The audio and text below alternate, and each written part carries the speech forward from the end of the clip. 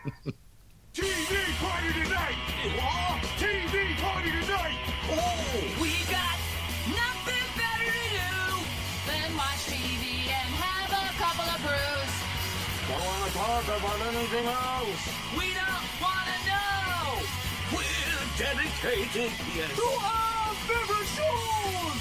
Oh, my circuits! Everybody loves Hypnotoad. Scary dog! Pearson and Blurnsball. Futurama! Oh, the hits just don't fucking stop on the Radulich Broadcasting Network. This is my second podcast today. Hello. Welcome to a Radulich Broadcasting Network premiere podcast TV party tonight. I'm your host, the mandated reporter, and frankly, I'm mortified, Mr. Mark Radulich. And tonight, our favorite shows, multiple, plural, folks. We got so many favorite shows that coming out of my ass that's been biopsied one too many times. We got New Japan Pro Wrestling Royal Quest. We got AEW All Out. And then finally, we're going to talk about the best show of the weekend, and everybody knows it, and those that don't are in denial. NXT UK Takeover Cardiff. Joining me on this trip tonight, first, we'll have two people, and then we'll add a third person later. But right now, all the way up in our Canada office, which our ever-growing Canada office, is Mr. Superblog Team-Up himself, Chris Bailey. Chris Bailey, how do you do? Well, I've left the Canadians and I moved straight to the UK because this was such a great evening of wrestling. Oh, Chris Bailey, I fancy you. That's what Taylor Swift says, at least. God bless Taylor Swift. And ladies and gentlemen, you know him, you love him, you can't get enough of him. He's Mr. Toxic Masculinity to you. It's totally 80s, Pat Mullin. How do you do, Pat? Guys, I'm not saying this has anything to do one with the other, but the AEW World Championship belt is missing, and Raka Khan is a wanted fugitive in El Paso. Oh, the mysteries. All right. We have a lot of ground to cover tonight, so let's get started with New Japan Pro Wrestling Royal Quest. Chris, how much New Japan do you watch, and did you have any expectations going into this? I watch the weekly show pretty consistently. And, I had some expectations. The only thing that I will say is that, and I'll talk about it a little bit later in my analysis, is the whole Bullet Club thing is extremely played out. And we got to see Bullet Club in full force on this pay-per-view. So if that's any indication to you fans, you listeners, of what my analysis is going to be, you're about to get a heavy dose. Pat, we just finished up the G1 spoilers, Ibushi won. And I know you were very much into the G1 tournament. You were talking about it a lot in our messengers and whatnot. Coming out of the G1 and into this, what were your expectations? So, you got to understand, if you're following New Japan, a lot of these guys are really physically beaten up, and they could use a rest. And instead, they went into another big show with a big spotlight on them for this. And I was nervously excited because I didn't know whose best we were going to get, who's still banged up and couldn't perform. But I was pleasantly surprised with the top matches. The undercard kind of was what I felt it would be for the most part. Which was what?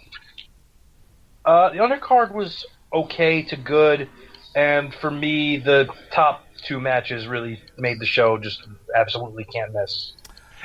The undercard would have been much better if we could see it. Yeah, let's start right there. I'm big on production and presentation. I'm not a work rate guy. I am a circus, give me a show kind of guy, though I do like a nice, well-worked wrestling match. And their Access TV show is very well produced. It always looks very professionally done. No issues there, and that's probably because, at least in America, it's on Access TV. They can't show a shit show. Generally speaking, when I pay for stuff on Fight TV, let's face it, I ordered that GCW Backyard Wrestling show, and that went off without a hitch with no problems. The feed never stopped working. I didn't get that message that says waiting for signal. And the first hour or so of this one, they seem to be having all kinds of problems, and Twitter threw an absolute fit about it, which is the problem that you ran into, isn't it, Chris, where the feed kept cutting out on you even after the fact, and there were just like really bad pauses and whatnot. So it started out of the gate. The actual stream itself, when it was on, was really good. There were points when the announcing cut out, or it went completely monotone where you could hear only one announcer. You had the fight symbol come up at least 20 to 25 times during the entire show saying it's loading. So this thing was a rough out of the gate production wise. Real miss, and it's a real shame because New Japan is trying to break ground in the U.S. and really establish his name, and they're moving into the British market. And I think if I was a paying customer, and not saying how I watched this particular one, but if I was, what I would say, I'd be asking for a refund. So when Joey Ryan's penis party and GCW, Backyard Wrestling, and Ring of Honor Summer Supercard all go off without a hitch, but New Japan has stream problems. That doesn't bode well for building an audience on that particular platform. Now, they said it was the venue's fault, that whatever was going on at the site was causing the problems with the stream, and they were, quote-unquote, working on it about an hour into the show, so you can't lay it all at New Japan's feet, but they're the ones with their names on the on the sign, so it kind of gets laid at their feet, even if that's a little unfair. Pat, did you have any problems watching it from where you were? So I didn't watch it live. I watched the available fight stream after it was finished, and I guess they cleaned up some of it in post, where the loading times and stuff were largely cut down. Okay. There were some hitches for me during the first two matches. One being the opening 6-man tag, and the other being the Juice Robinson Kota Ibushi squash. All right, so let's kind of break these down. Now we do have 3 shows to get through, and I don't want to be here for 5 hours, so I'm gonna kind of I'm gonna bundle these up a bit. Let's talk about our first 2 matches here. Roppongi 3K, which is Rocky Romero, Sho and Yo, defeated Ryusuke Taguchi, Shota Umino, and Ren Narita. We also had Kota Ibushi, your winner of the G1 Climax, and Juice Robinson, who defeated members of the Bullet Club, Takahashi and Hikuleo. Pat, I'm going to go to you first. Your thoughts on the 6-man and then the follow-up tag. And just I'm going to punctuate this with a question that I want you to eventually get to. Why would they put Kota Ibushi in the second match on this card when he just won the goddamn G Climax? Go ahead. Okay, so 6-man was there.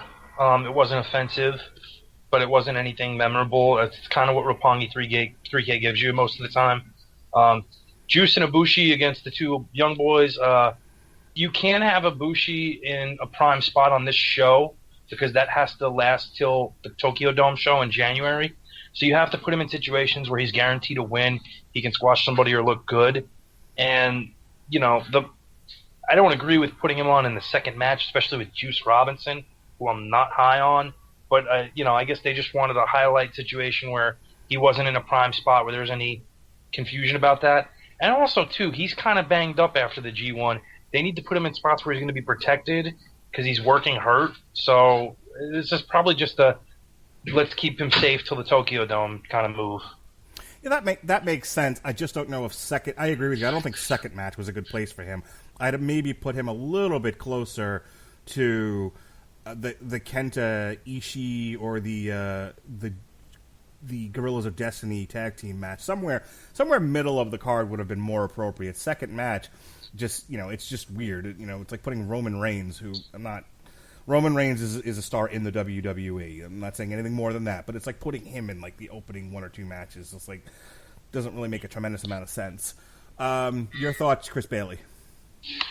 Well, this was the first match where basically I watched without announcing, so that's a really odd thing to do when you're used to watching wrestling with full announcing. It was just a lot of really rough ring bumps and stuff like that. So I mean, you're talking about Sho and Yo. I mean, these guys are really really good. I mean, Roppongi 3K. You got Rocky Romero, who's been wrestling since the dawn of man, and he's He's pretty banged up, as everyone is talking about as well. I mean, he's put in his time. This one ended, of course. Roppongi 3K was took the win in this one. The only real good part of the entire match was when Narita and Sho went at it. I mean, the crowd. That was the only point in the entire match when the crowd was like super into it.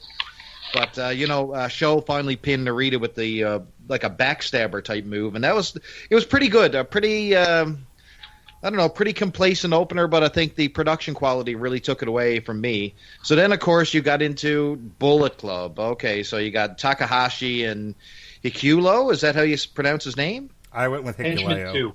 Okay. And you got Kota Ibushi, who you said, is really banged up. It showed, but he still had a pretty good outing here. I mean, this was the fans were super into Ibushi and Robinson. And, I mean, the pop that they got, I was pretty shocked. Minor technical issues on this one. And, Bullet Club took their first loss, which was, a sign of things to come later on in that night. But I don't know. I think, Ibushi and Robinson are a good act together. But like you said, it's a really weird thing after he wins the climax and he's stuck in a tag team match with Juice Robinson. I mean, it's a little shaky and a little off. So I like this match. The first one didn't really do much for me. I have no thoughts on the 6-man tag. I mean, I always think about the first WrestleMania and like Tito Santana kicking it off and what the documentary had said about that at the time, which was, hey, we just want to get a hot opener. We want to wake the crowd up, get them into things, sort of set the pace of the show. So did it do that? Yeah, probably. There's you can't, unless it's like 6 fat guys, you're always gonna have with a 6-man tag a pretty hot opener. It was a little hard to enjoy because of the technical issues. Ibushi, Juice, and the Bullet Club. Again, they were fine. They kind of put on an entertaining match. I've already spoke about odd placement for Ibushi. I liked him and Juice together. They seem to both be very crowd pleasing. They just needed to be higher up on the card with maybe slightly different opponents. So you got a little Golden Lovers thing there at the end where they're always doing the homosexual thing with Ibushi, and it comes off really strange when he's not doing it with Omega. So when he's playing it up with Juice Robinson, it was kind of strange. I got to be honest with you. Oh, I thought it made a lot of sense. Why? Really? Yeah. Have you ever seen Juice Robinson? Fair enough. I retract my statement. What I always find funny about, we got to move on, but what I always find funny about Juice is the first time I saw him, he was the protesting hippie in NXT. And of course he gets squashed by everybody. Baron Corbin, I think, put him through the mat 97 times before they finally gave up on the guy. And but New Japan treats him like he's Seth Rollins. It's pretty amazing. The last time we saw him in NXT, he broke Kevin Owens' nose. Yeah. I'm not quite sure what they see in Juice Robinson because, apparently he makes people happy, but I don't quite see the appeal. He's over. Japanese people are weird. Moving on. Chaos, which is Will Ospreay and Robbie Eagles, defeated more members of the Bullet Club, Ishimori and El Fantasmo. Also, you have Los Ignorables de Japan, which is Naito and Sonata versus yet more members of the fucking Bullet Club, Jay White and Chase Owens. At least those are named guys. Yeah, those are higher members of the Bullet Club. Anyway, so Pat, back to you. Chaos and the Bullet Club, Naito, Sonata, and yet more Bullet Club. Yeah, Ospreay has been probably the most consistent big match performer of the past 3 months, and he kept it going here. I'm not a big Robbie Eagles fan. I think he's being put in a position he's not ready for, and I do like Ishimori and ELP. I thought they were good opponents, and this match, aside from a few technical difficulties that were still on the stream, I enjoyed it. Naito and Sanada against White and Owens. Naito and White are both pretty banged up and hurt, so this match never got out of second gear for me, which is disappointing because I've been doing a lot of hyping up of Sonata to Mark, and I think the G1 kind of lived up to that. But here, I don't really think he got the chance to get the shine on him he deserved. Yeah, my impression of a lot of this card was hey, British folk and everybody else watching this, here's what we do, here's what we are, here's a little taste. If you really, really want to see us cutting loose and doing what we do, come check out our actual New Japan stuff. But here you're just kind of this is a pay-per-view, but it almost comes across like a house show where it's like, let's get everybody on the card, let's give everybody a taste, and then come out and spend some more money. You know what I mean, Chris? That's exactly what it is. This is the home shopping network version of New Japan. And, I mean, you really got to see, again, enough Bullet Club to make you sick. I mean, this reminds me of, like, the final dying days of the NWO when you're watching WCW back in the day. Remember when Virgil and, the rest of the Schlems were there holding up the fort, calling themselves NWO Black and White? Well, this is what I get the feeling when it comes to these guys. I mean, how many guys have they stripped away from New Japan? With they lost the Balors and the AJs and the Club. They've lost all these guys, and now they're down to this selection of talent. And I mean, while they can go in the ring, it really looks minor league in the ring. But however, now getting into the matches themselves, Will Ospreay is fantastic. Robbie Eagles, even though he seems a little bit green around the gills or whatever, I think he put off a really, really strong match. This was probably one of my favorite matches on the show, and the double Spanish Fly at the end to put Eagles and Ospreay over was wicked. So I really thought that was pretty cool. Now, the other one, Naito and Sonata against, again, the Bullet Club. Now, here's where the Bullet Club falls apart for me.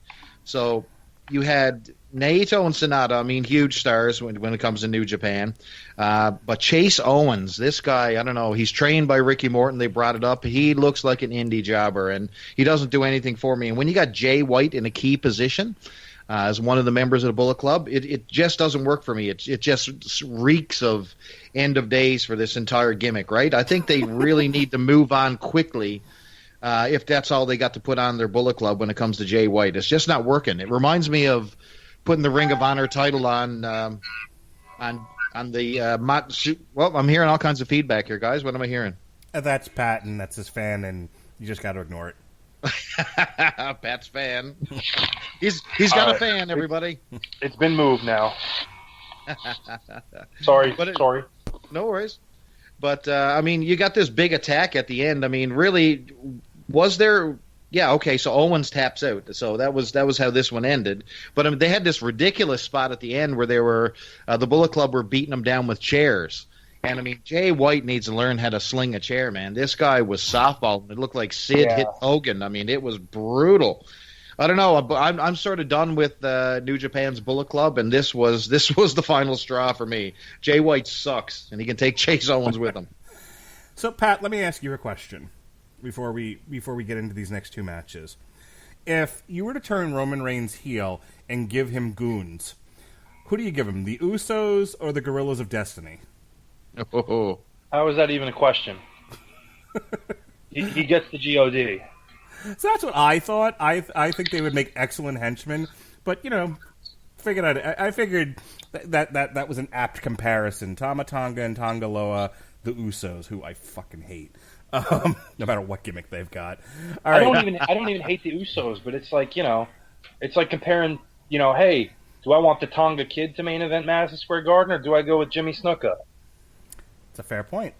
So, Guerrillas of Destiny, who are your IWGP Tag Team Champions, versus the winners of a Rev Pro tournament, Aussie Open, which is Kyle Fletcher and Mark Davis. Plus, you had newly formed leader-ish of the Bullet Club, newly formed heel, the ever-beaten-up burnout of NXT, Kenta, versus Big Tom Ishii. All right, Pat? We love Big Tom Ishii.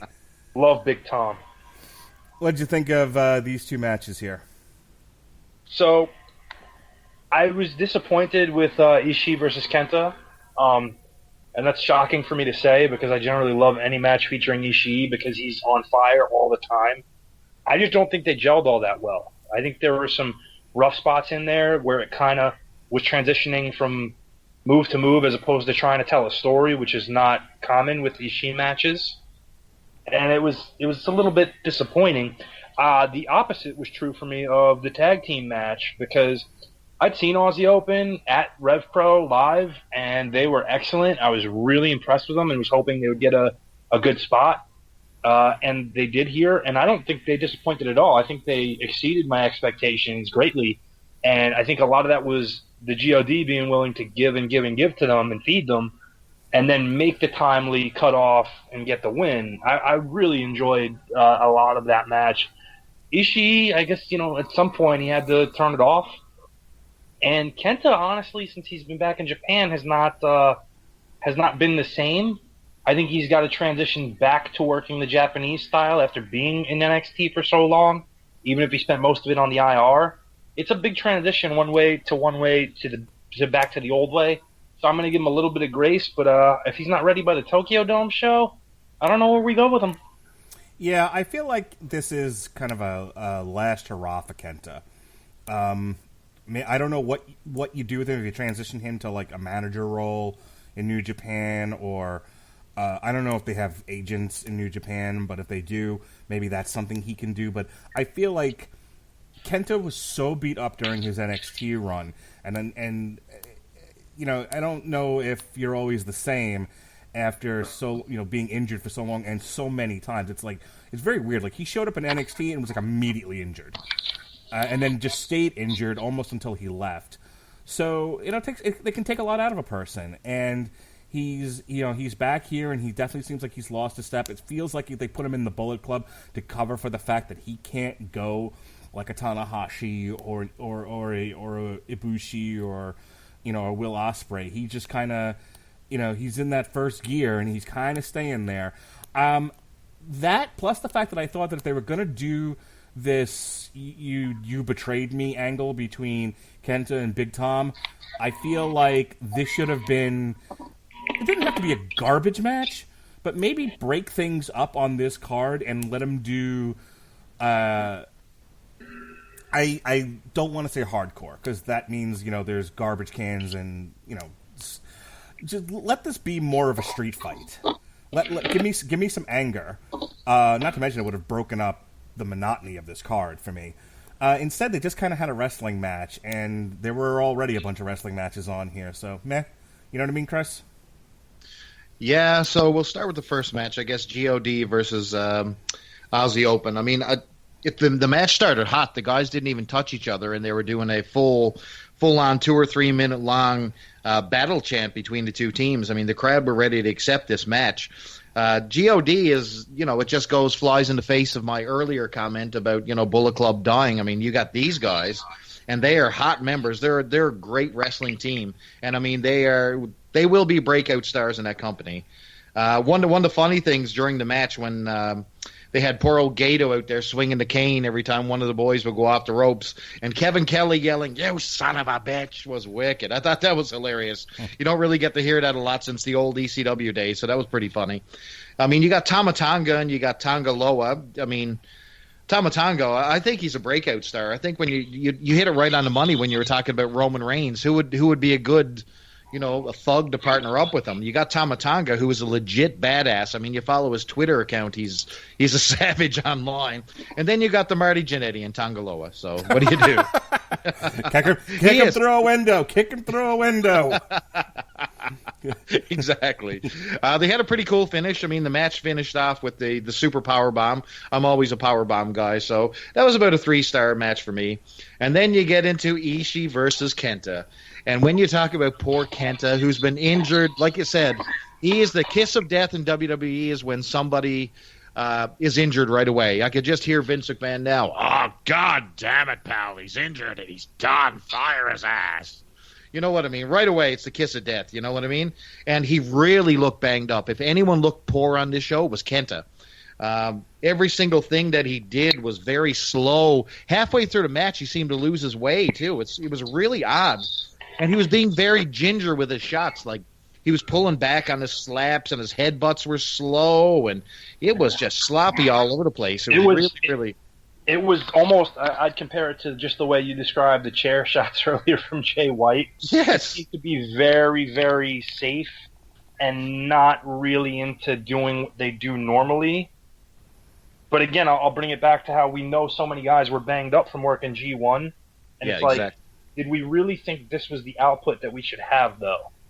No.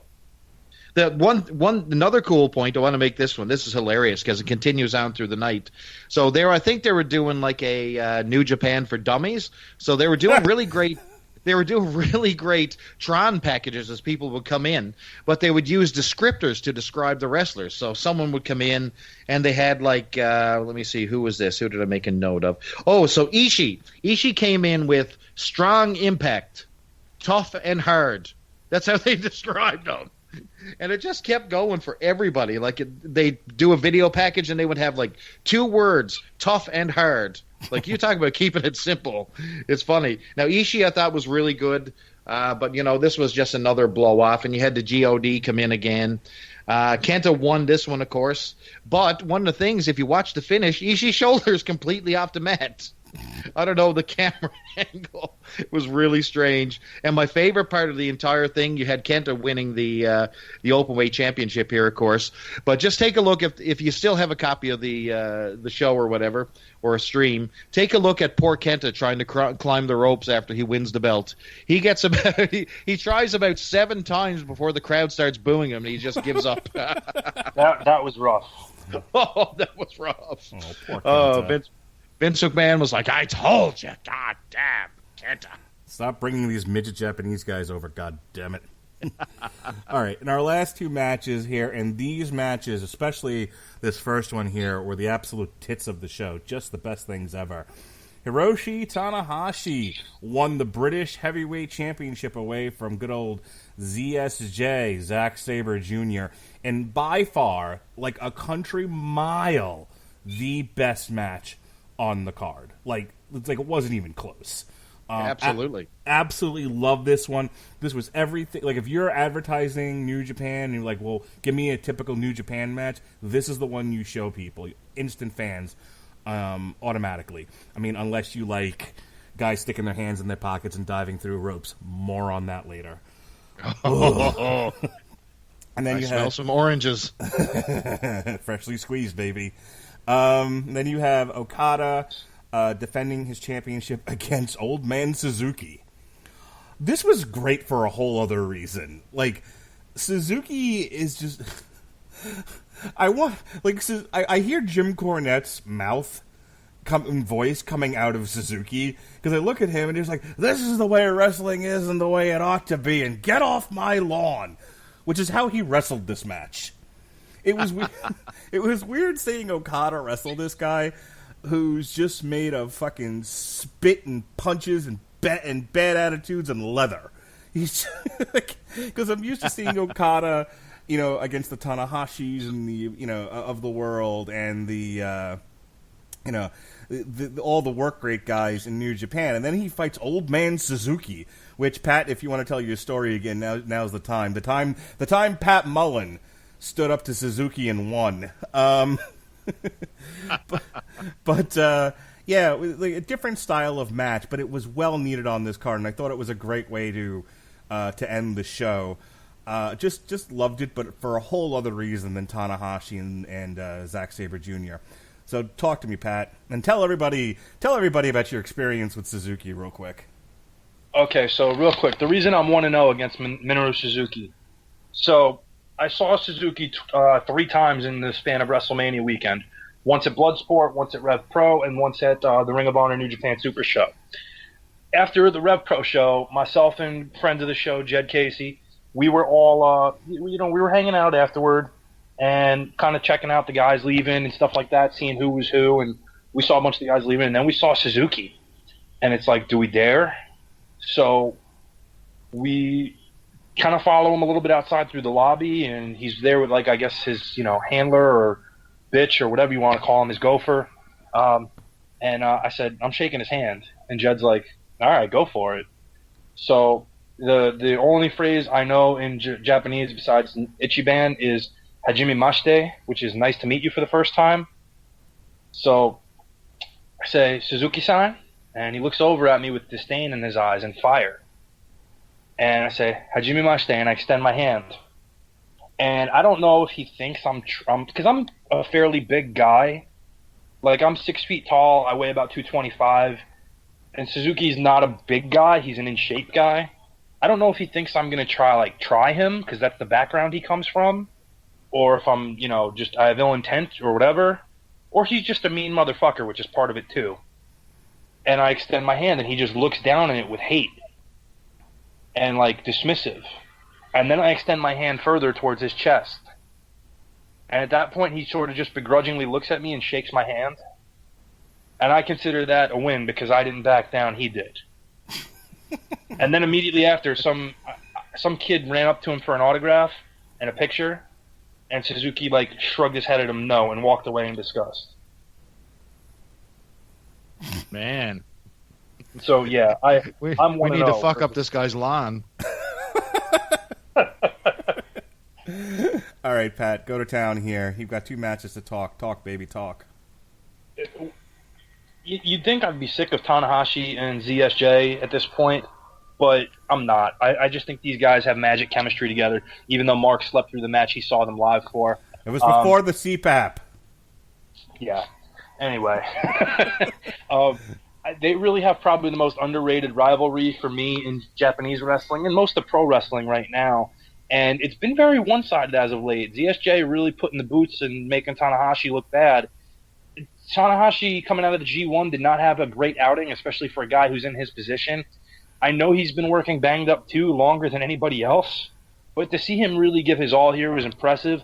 I thought the chinlock spot did run a little long, but I'm not going to complain because I think the match told the story of the rivalry.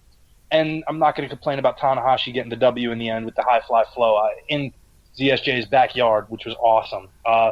As far as Suzuki and Okada, the fact that Suzuki is 51 and can still perform like this, and definitely like Mark said, in a different type of match, where you saw Suzuki's killer instinct and MMA background play a huge part of it, and his constant attempts for the Gotch pile driver versus Okada's pro wrestling style, and, the constant attempts at the Rainmaker and his trademark offense was really cool. I was shocked at just how long they went for Suzuki to keep the pace he did. Definitely match of the night for me. Tanahashi ZSJ, very close second. Loved both matches. No complaints. All right, Chris Bailey. Take me home, baby doll. So, just because somebody can throw a clothesline and a chop does not necessitate you being the best wrestler in the world. That's what I'll lead with, okay? We can fill in the blanks after that. So, Tommy Dreamer, who is an ECW guy, is heckled and ridiculed because he's a hardcore guy. He has more offense than one of these people in the main event, and I'll get onto that a bit later. But first, when you talk about the Tron, again, the Tron comes up, Tanahashi comes out, and they tell the crowd to chant, "Go Ace." They dub him high-flying superstar and love and energy, and this is his descriptors on his Tron. So for those who are paying attention, high-flying superstar, love and energy. That's what Tanahashi is all about, apparently. Anyway, Zack Sabre Jr., he's in his home country. He's mega over. It's very, very strong reaction to this guy. Lots of, if you're into technical wrestling, this is the one. Tons of, working the body parts, chin locks, crappy, shitty sling blades by Tanahashi. Now, I'm going to actually agree with you guys. I thought this was a fantastic match, to be quite honest with you. I really love Tanahashi. I think that out of everyone in the New Japan roster, he is my absolute favorite when it comes to being a pure New Japan guy. To see him get the win with... You don't post shirtless pictures of him quite as often as I do. Okay, well, you're both wrong. Enough. You're both wrong. Your favorite is Ibushi, because I said so, but move on. I do that to Jesse all the time. He tells me he likes something on the Metal Hammer of Doom, and I'm like, no, this is what you like. So it's only fair that I spread the dickishness around. Please continue. I think that Tanahashi looks like a superhero, man. This guy has the entire look. He's over with the crowd, and it's interesting to see what they're going to do with this British Championship now that he's the champion. So I gave this one a 4 out of 5, so I thought that was really good. Now, moving on to Mr. Clothesline and Chop himself. Yes, the best wrestler in the world, Okada, according to Dave Meltzer. I don't get it. I really liked the match. I thought they had great chemistry. Suzuki, he's an old-timer, but, man, he kicked the shit out of Okada. The pure slaps that Okada was absorbing, unbelievable. I just don't get the Rainmaker. And I think there comes a point when you got to stop going for your finisher because it comes to the point where, he's going to try to hit me with the clothesline again for the 93rd time in the match, Anyway, I'm done complaining about that. I thought it was... It's one of those things where he's got to find a different way to go with it. Really? A clothesline? You're finishing a guy with a clothesline in 2019. Maybe he should hit more Canadian destroyers. We'll talk about that in a minute. Yeah. Oh, wait a second. I apologize to the New Japan crowd. I take everything back. The clothesline is a much better finisher than a fucking Canadian destroyer. Good Lord. No, you know what? This was my second favorite match of the card, but I thought they had great chemistry for a 51-year-old guy and a young guy like Okada. Now, I know I just beat up on Okada, but the guy has a incredibly sharp look. I think the guy can be money. I'm not sure what someone like the WWE would do with a guy like this because they usually limit guys to like 3 to 4 moves, and the guy's only got 2. They tell him to learn English. That's what they do. Oh boy, that stuff he did on the mic at the end of this one was incomprehensible.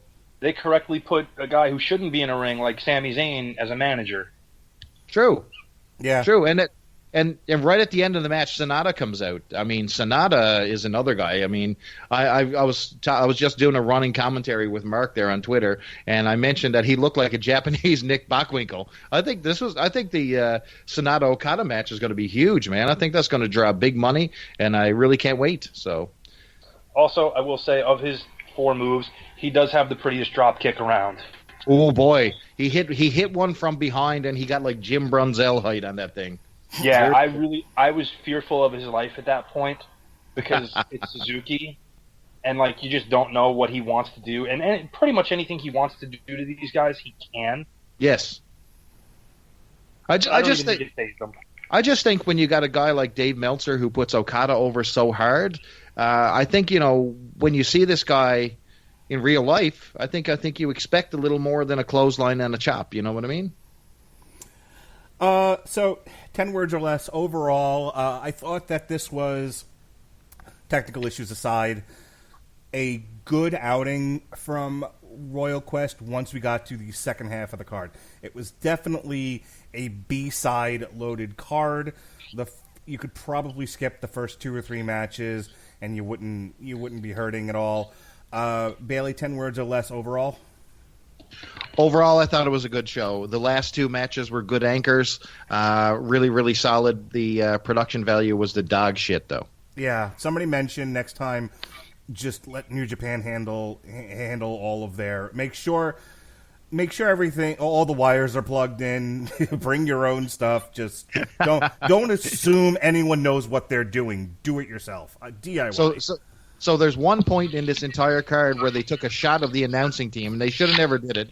So the guys were passing one headset back and forth between them to talk. This is the sad state of affairs that was New Japan production this night. Like I said, GCW Backyard Wrestling had better production at one point. Pat, 10 words or less, go. Excellent early 90s, late 80s MSG house show. You are correct, sir. Yes, sir. Good call. All right, we move from London Boy, I Fancy You, to Chicago, the Sears Center. Ugh, do we have to? We do. But I'll make this as painless as possible. We'll bunch things up again because some of this, God, the last time we talked about AEW, we covered a lot of territory, and let me say this to start us off here, and let's just kick this hacky sack for a minute, and then we'll get into the breakdown of the matches. The last few times we talked about AEW, the group of us that did, we had a lot of criticisms for the product between, as Jim Cornette calls it, the cosplay wrestling, the unnecessary shots at the WWE, the bush leagueness of it all, the lack of adult supervision. Much of that was largely corrected with this show. Yet, the Twitter consensus seems to be this was not as good a show as Double or Nothing, which confuses old man Radulich. I sit confused on my porch drinking my lemonade, whittling and whistling, because I don't understand these things. This was a better produced show. This was a tighter show. individual spots in wrestling that we'll talk about aside, things seem to, once we got out of that stupid girl battle royal, which was the drizzling shits, things seem to flow pretty well. They largely corrected a lot of the mistakes they've made in the first couple of shows. And, and then at the end, they put the title on logically the best guy they could have when trying to reach a mainstream audience on a cable primetime show. Why does everyone think this was not as good a show as Double or Nothing, Pat? Why? Tell me why. To be fair, I don't think Double or Nothing was a good show either. Well, yeah, but that doesn't answer my question. Probably because just it wasn't very good. Listen, we'll talk about the show as a whole, but as far as you can't have a show where more negatives stand out than positives. And even the positives of this had to get sprinkled with negatives for the most part, with like one exception for me, which was Kenny and Pac. But other than that, there's something that I really hated about everything else on this card. But you've been pretty negative on all Elite Wrestling pretty much from the start, and I would imagine you and I haven't. I mean, besides our chat, you on this show, on one of my podcasts, you and I really haven't hashed this out. So if you could, 50 words or less, sum up for me what Pat Mullin thinks is wrong with AEW. Identity crisis. You can't be a serious promotion and book dumb shit that insults your audience while you're trying to pretend this is a serious show. It doesn't work. You can't have it both ways. You can either be a serious promotion with great top-tier talent and build solid mid-cards, or you can be goofy shit that panders to 4% of the population because you want to be inclusive, and then do dumb comedy shit and outlaw mud shit all on one show. Okay. You're pretty much in line with everybody else that's been on the show that's commented on it, so at least there won't be a wild debate. Maybe the usual defense of the miserable by me, but boy, if that's not my brand, I don't know what is. Chris, let's go to you here. Just real quick, like 10 words or less. Why does Twitter hate this show but loves Double or Nothing, which is inconceivable to me? Inconceivable.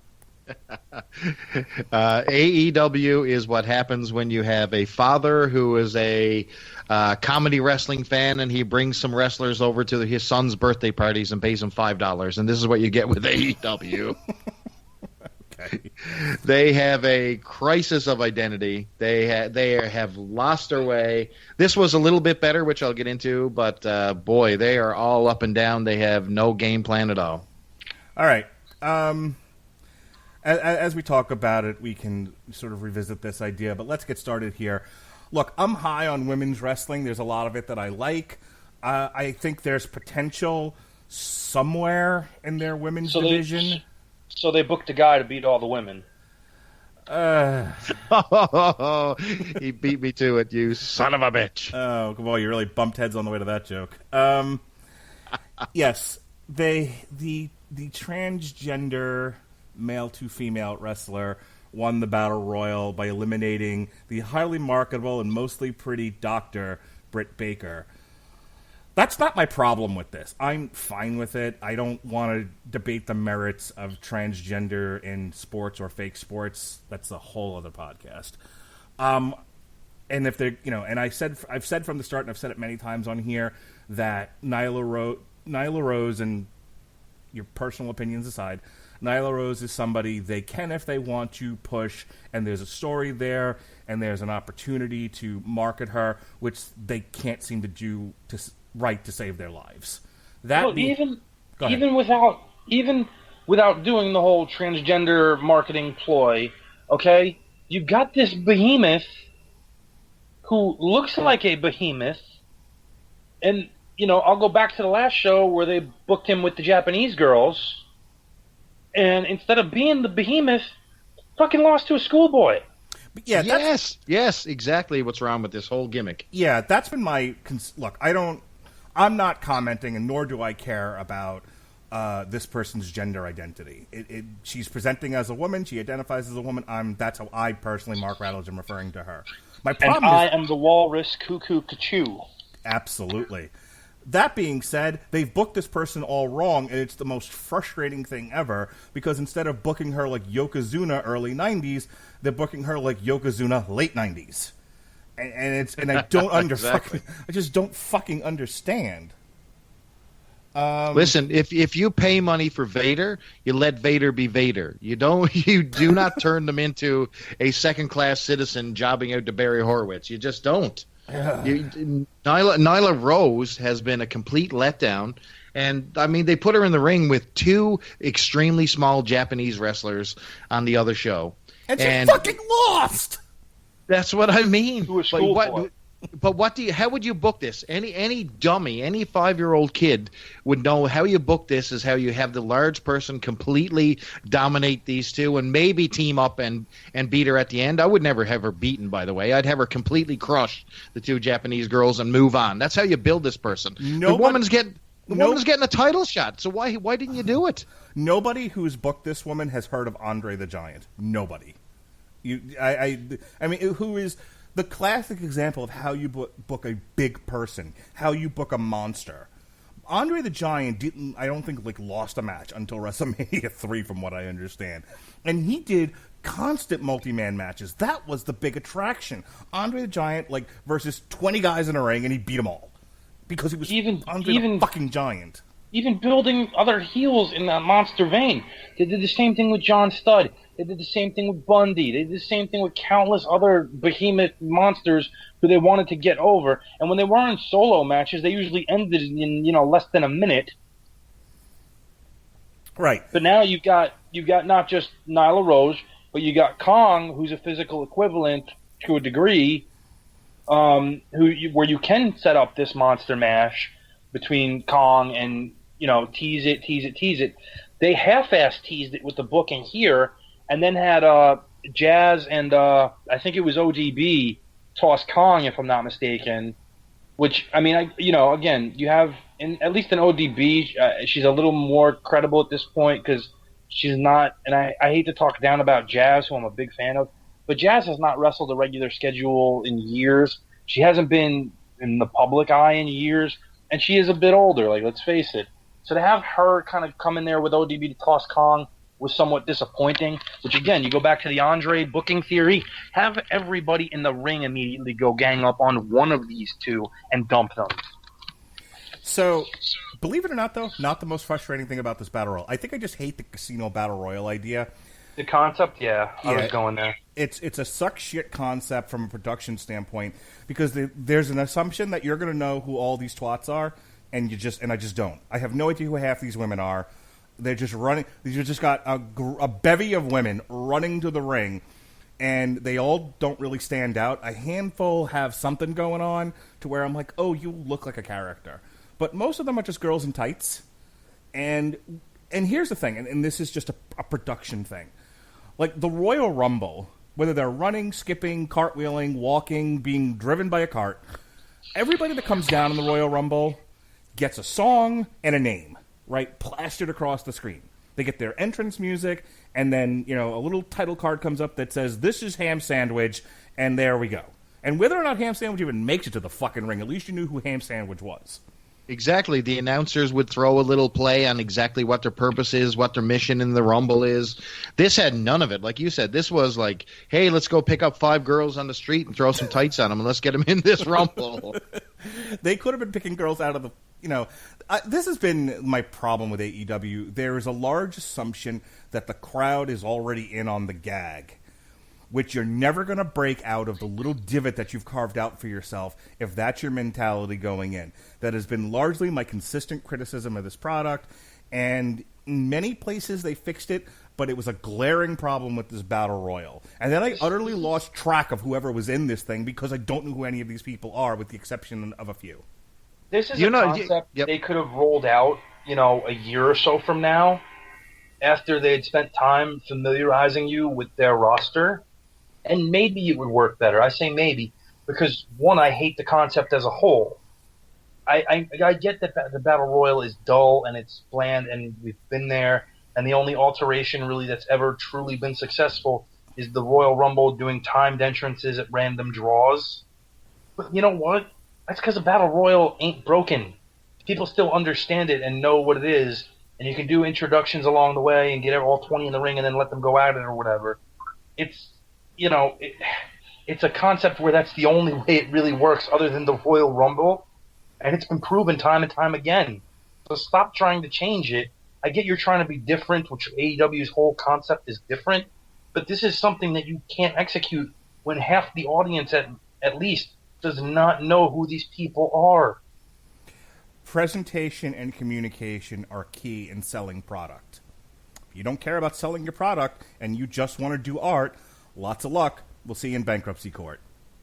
Private Party, who don't want to be compared with the Street Profits from what I've been told on Twitter, defeated... Good luck.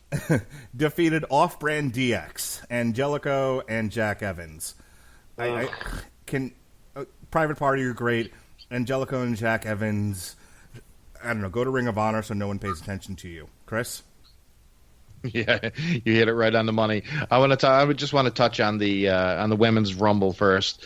Like you guys were saying, I mean, you have a bunch of nameless women who are out there, but who do you know? The ones that they push the librarian, who has not won a match. They pushed a dentist, Dr. Britt Baker. I mean, that's all we know about her. She's a dentist. She's Dr. Britt Baker. Look at me. I'm a dentist. But what have you done? You've done nothing. They made a big deal out of Bea Priestley. They made a big deal out of Bea Priestley in their defense. But you're talking maybe... Look, there were like maybe 5 or 6 girls in there total who from Double or Nothing to now they've made somewhat a big deal about. But that's about it. Nyla Rose gets the win, but it's funny because these people have never put together one of these matches before. It's very clear. I mean, you had a spot where Britt Baker literally runs over to the ropes, climbs up, and waits for someone to suplex her off. She's looking like it's just very awkward. I was like, what's she doing? What purpose? There's no one to jump on. Oh, she's waiting to be suplexed. Look at that. I mean, you can tell. I mean, you've got some talent backstage, and I mean, God, I'm sorry, Chris. But you reminded me of something that I needed to talk about real quick. There was a girl in the Battle Royal who was wearing a red getup who literally adjusted herself properly. Like she's sitting in the corner against another gal, and I don't even remember who now, but somebody else runs and does either an ass or crotch thing to her. But she's not in the right position, so she actually asks you, like, sit up a little bit more and adjust herself. And I'm like, you phony cosplay wrestler fucking bullshit girl. You're not even good enough for the non-TV-related NXT product, you twat. Ugh. I'd like to make it clear that I hated Dean Malenko before his Parkinson's, so me ripping on him has nothing to do with that. Okay, fair enough. You don't want to beat down the Parkinson's guy. But Pat Patterson must have rolled over in his soon-to-be grave. I mean, this was poorly executed. This is not the way WWE would ever present this type of thing. You got characters out there who mean nothing to the entire program. Instead, you're going to have Nyla Rose take on a nameless Japanese woman in one of the matches when you have ODB, you have a license to print money with Kong. It's mindless. Anyway, let's switch over to Private Party and Angelico and Jack Evans. You got the mic, my friend. Just go. Number one, Jack Evans. I don't even understand how this guy is still alive from his days in Ring of Honor. I mean, this guy's been broken up, fucked up, twisted up, and yet he's still going. Yes, that's well, exactly. There you go. But, I mean, pretty cool finish. Listen, the Private Party hit that flying cutter finish on poor old Angelico. It was a fun little match. Tons of athletic spots. Exactly what you think. That's all I got to say about that. All right, let's move. Pat, unless you have, other than yuck, which I think sums it up pretty good, I don't know if you have anything else to say about good old Private Party versus Off-Brand DX. Angelico sucks. Jack Evans sucks. Good finish. Terrific. So, wait, Mark, before you go into another match, there was a mini movie that came on after this which reeked of WCW. They're introducing Wardlow, so they show him fighting a bunch of muggers and protecting his lady friend. This was the best thing on the entire show. Yeah, I may have gotten up to go deal with my kids during that. You do have to go back and see it. It was WCW mini movie magic. Oh, boy. He tears up a bunch of thugs, cinematic style. All right. SoCal Uncensored versus the Jurassic Express, which the Jurassic Express are my new favorite thing ever. Gosh, Jungle Boy needs to put some muscle on, and he needs to put some muscle on his frame. Obviously he's a muscular guy, but I mean, he needs to size up just a bit. I don't need him to be Ivan Putski, but also the skinniest guy ever in wrestling isn't really necessary either. Luchasaurus is the greatest thing ever, and I think they should hire both stunts and just change them out. Kill one stunt, and then the other one takes his place, then kill him, the other one has to come back, that sort of thing.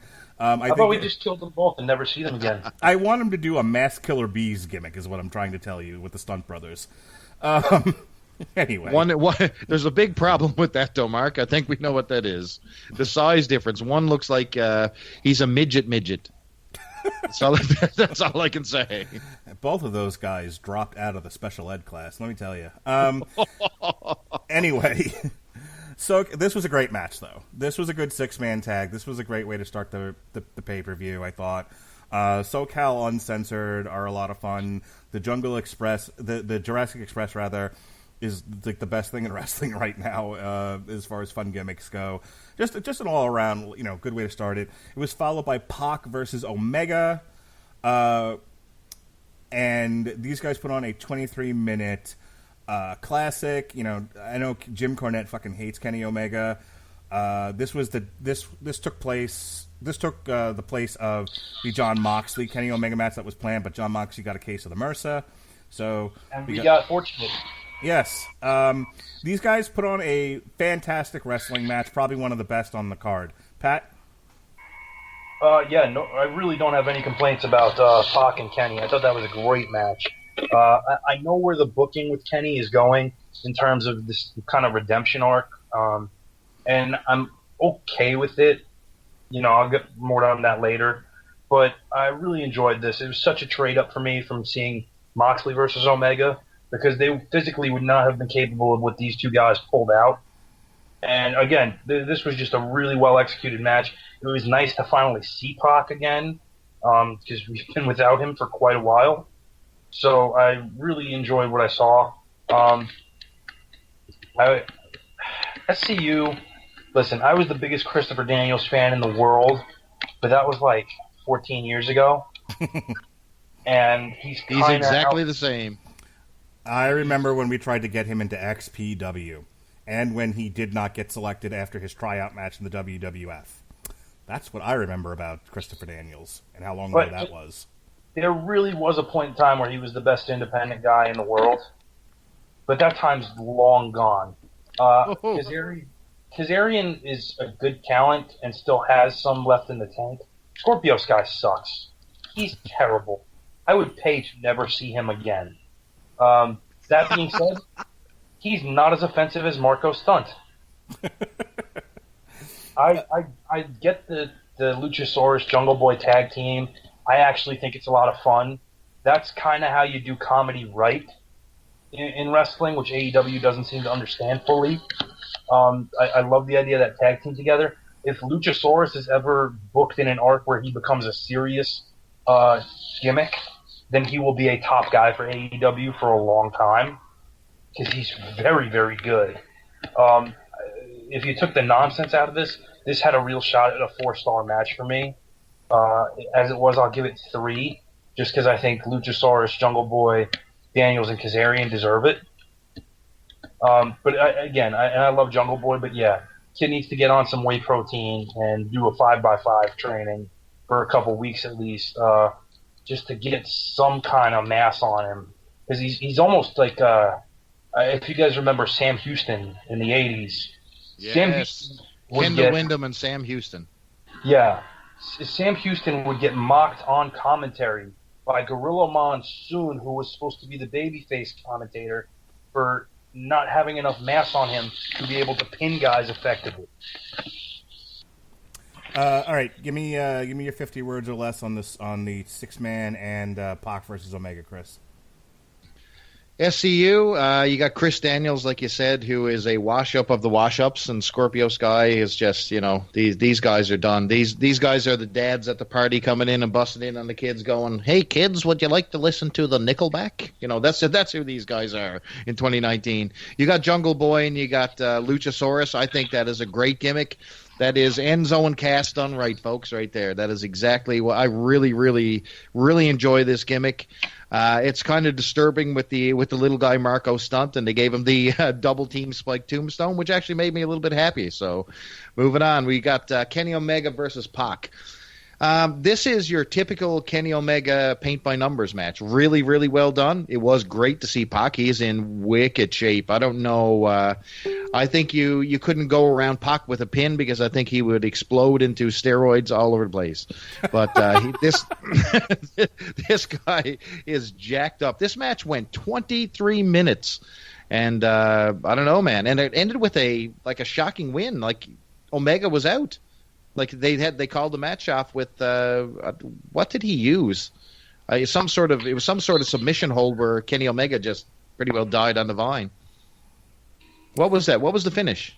It's called the Brutalizer. The Brutalizer, yes, that's exactly what it was. That I couldn't hear when good old Golden Boy was muddling through his commentary there. But what I would say about this match, this was one of the standout matches on the card. But Kenny Omega losing, I don't understand. They must have really big things in store for Pac because this is one of your foundation guys, and you got him losing. I'm not really sure. The booking really baffled me on this whole card. I think it's a case of let's make Pac happy because apparently that's very difficult to do. All right, let's move on here to. I want to talk about this in isolation, and then I'll group together the tag team match and Riho versus Sheeta because what the fuck. But the Cracker Barrel Clash. Oh, for fuck's sake! Oh my God! First of all, I don't think AEW is going to last long if somebody dies in the middle of one of their rings. More on that with the Bucks. It's going to happen. Yeah, if this keeps up with fucking, with the garbage wrestlers and what they're doing, one of them is going to end. Darby's fucking ass bump on the barrel on the stairs by a hair's breadth could have gone one way or the other. He's fucking dead. Joey Janela face planting. The moonsault. Yeah, Joey Janela face planting. I thought he broke every bone in his body. He's apparently made of rubber, the kind that Gumby is made out of, because he didn't bounce. He just kind of splat and then didn't move, and I legit thought he was dead. I don't think Jimmy Havoc took any huge, death-defying bumps, but there was just, I know I'm known on this network as being a bit weak in the stomach with things that others would not be grossed out by. Whatever, I own that. But this was a bit much for me, and I'm okay with throwing Cactus Jack off the fucking Hell in the Cell. That never bothered me. I'm okay with, not for...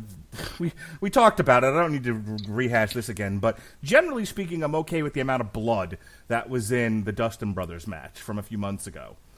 But there was stuff going on in this match that was just gross and unnecessary. I don't know who likes this stuff, but this was the worst thing I've ever seen, Pat. This was far and away. This went beyond hardcore. This went beyond garbage match. This was utterly unnecessary, and if they keep doing it, I don't think this company lasts 5 years, if that long, and I might be overselling it. No, the company lasts 5 years. These guys won't. Not if they die in the ring. No, they'll find some other morons to do the same shit. All three of these guys are terrible. All three of these guys are outlaw fucking mud show backyard wrestlers.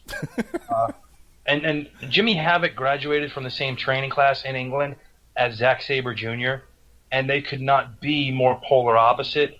And I'm not a big Zack Sabre fan because I think the guy needs to work out maybe once or twice and put some muscle on to make his shit look good and believable. But he's the fucking tits compared to Jimmy Havoc, whose high spots include a staple gun and a piece of paper to inflict paper cuts. I got up and walked out of the room when he got the paper cut. He does it all the time. Yeah, he does it all the time. I fucking like it's what like that's A, gross. B, I honestly didn't want to watch anymore out of protest. I don't know who I'm protesting to, and I don't know if it matters. It probably doesn't. Definitely doesn't. Like, no one's paying attention to what I do in my living room. But I left the room. But again, okay, like that's what he does. Fucking Darby Allin takes bumps where he kills himself. Joey Janela takes bumps where he should kill himself and doesn't. When you have a match with this much gimmickry around it, with tables and thumbtacks on a skateboard and all that shit, and the stuff that scares you and makes you squeamish are these bumps that they take without gimmicks. That's not a good sign. Oh my god, the thumbtacks in the mouth and then taping his mouth shut. I'm like, that's one of the examples of this is gross and unnecessary. Yep. You know, I watched Jimmy Havoc and Sami Callihan at a live Impact show, and Callihan can work when he wants to, but Jimmy Havoc sucks.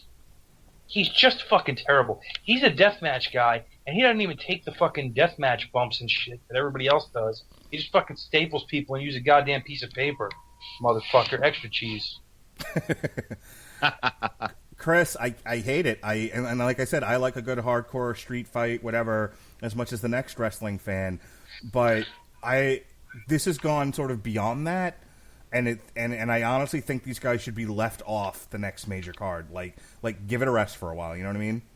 So Mark, you're in charge. Say, for example, you own Cracker Barrel, and you're thinking to yourself, I would like to sponsor this really good up-and-coming promotion and make my company look good. And this is the shit you're sponsoring.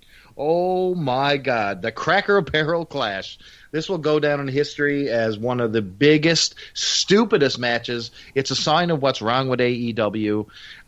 Just think about this. So you've got all kinds of finishes, so you're booking this card. Just imagine what it's like backstage. Okay, you guys, you're going to win with a double power bomb. You're going to win via submission. You guys are going to go out and fucking kill each other. That's basically all the rules were to this. I think Jimmy Havoc always gets off easy. Take a look at the matches that he's been in since AEW's been there. He gets away with doing practically nothing. You got Darby Allin, who basically falls from the roof doing this dead man's drop every single match. You got Joey Janela, who falls on tacks. I mean, everything in the world that this guy... Yeah, that's what I'm saying. Like, these guys are killing themselves. Jimmy Havoc is getting off scot-free. He's like, woohoo, I got my staple gun and my paper, and that's all I need to do. But I don't know, man. I'm sick of this garbage wrestling. These, like you said, man, Pat, you're right on the money. These guys won't be around. This is an afterthought. They're just out there to die for the sake of the company. And I really don't know how this is going to fit in when it comes to their TV show, man. It just doesn't fit. The Dark Order defeated the Best Friends. And garbage. Holy shit. We have to talk about this? No, not for very long. Garbage. No, and I really want to get through this and move on to NXT UK. So Creepers. Let's just do this. The Dark Order won a first round bye in the AEW tag team. Look, they're gonna fight the fucking Young Bucks, assuming the Young Bucks haven't turned their backs into tiny pieces of chalk. The Best Friends, Trent Beretta. And we've said it before. We'll say it again. Fire Chuck Taylor. Let Trent Beretta run as a single and be done with this already. And then Tiny Japanese Wife defeated Hikaru. Fuck your mom. Not going to work here anymore. Shida. I don't know what the obsession with this particular Rihu gal is. She's a fine enough wrestler, but she's all of 98 pounds. So what the fuck? Maybe her and Marco Stunt can have an intergender feud. I don't know. Stop it. They just wrote that down. Would it really be intergender? Pat, just shit on this and let's move on. This was fucking terrible. I didn't care about any of it. Again, if I don't know the Dark Order, explain who they are. They didn't. Nobody gives a shit. This was terrible. This was just guys doing moves and terrible counters, and then to top it off, they fucking bring in some shitbag Orange Cassidy, who is one of the worst things out there. I guess this is like the irony crowd that likes him. From what I'm picking up hither and thither, this is a college wrestling fan, ironic indie thing that have embraced Orange Cassidy. It's beyond stupid in his spot where they put him in the ring after they turned out the lights and he was cooler than the other side of the pillow and did his jump outside of the ring with his hands in his pocket. That looked fun. Yeah. And then he was the meat in a best friend sandwich at the end. Oh boy. Oh no. Chris, talk to me. 50 words or less on both of these and let's keep going. I don't want to. Okay. The best Good friends enough. suck. The Dark Order and the Creepers. Man, I'm telling you right now, this is the kind of shit you get your computer seized and dragged out on the news with the cops. That's the type of shit that this is. It gives me the creeps. Let's move on from that crap. Alrighty. Oh my god, you got Riho and Shida. Yeah.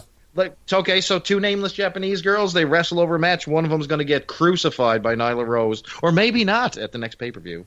Garbage. I would almost guarantee you Riho wins the world title. Oh, my God. Yes. Why will this pain ever stop? Yes, my daughter who might weigh more than Riho is going to defeat the Nyla Rose, the Beast. Cracker Barrel, everybody. Cracker Barrel. Cody. Eat at Sony's, everybody. After this one, yes. Holla if you hear me. Cody, stop doing the best dressed costume party thing. Just stop it. Just enough already. I hate Triple H, but I'm going to do every fucking thing that he did, only with an ironic twist. Just knock it off.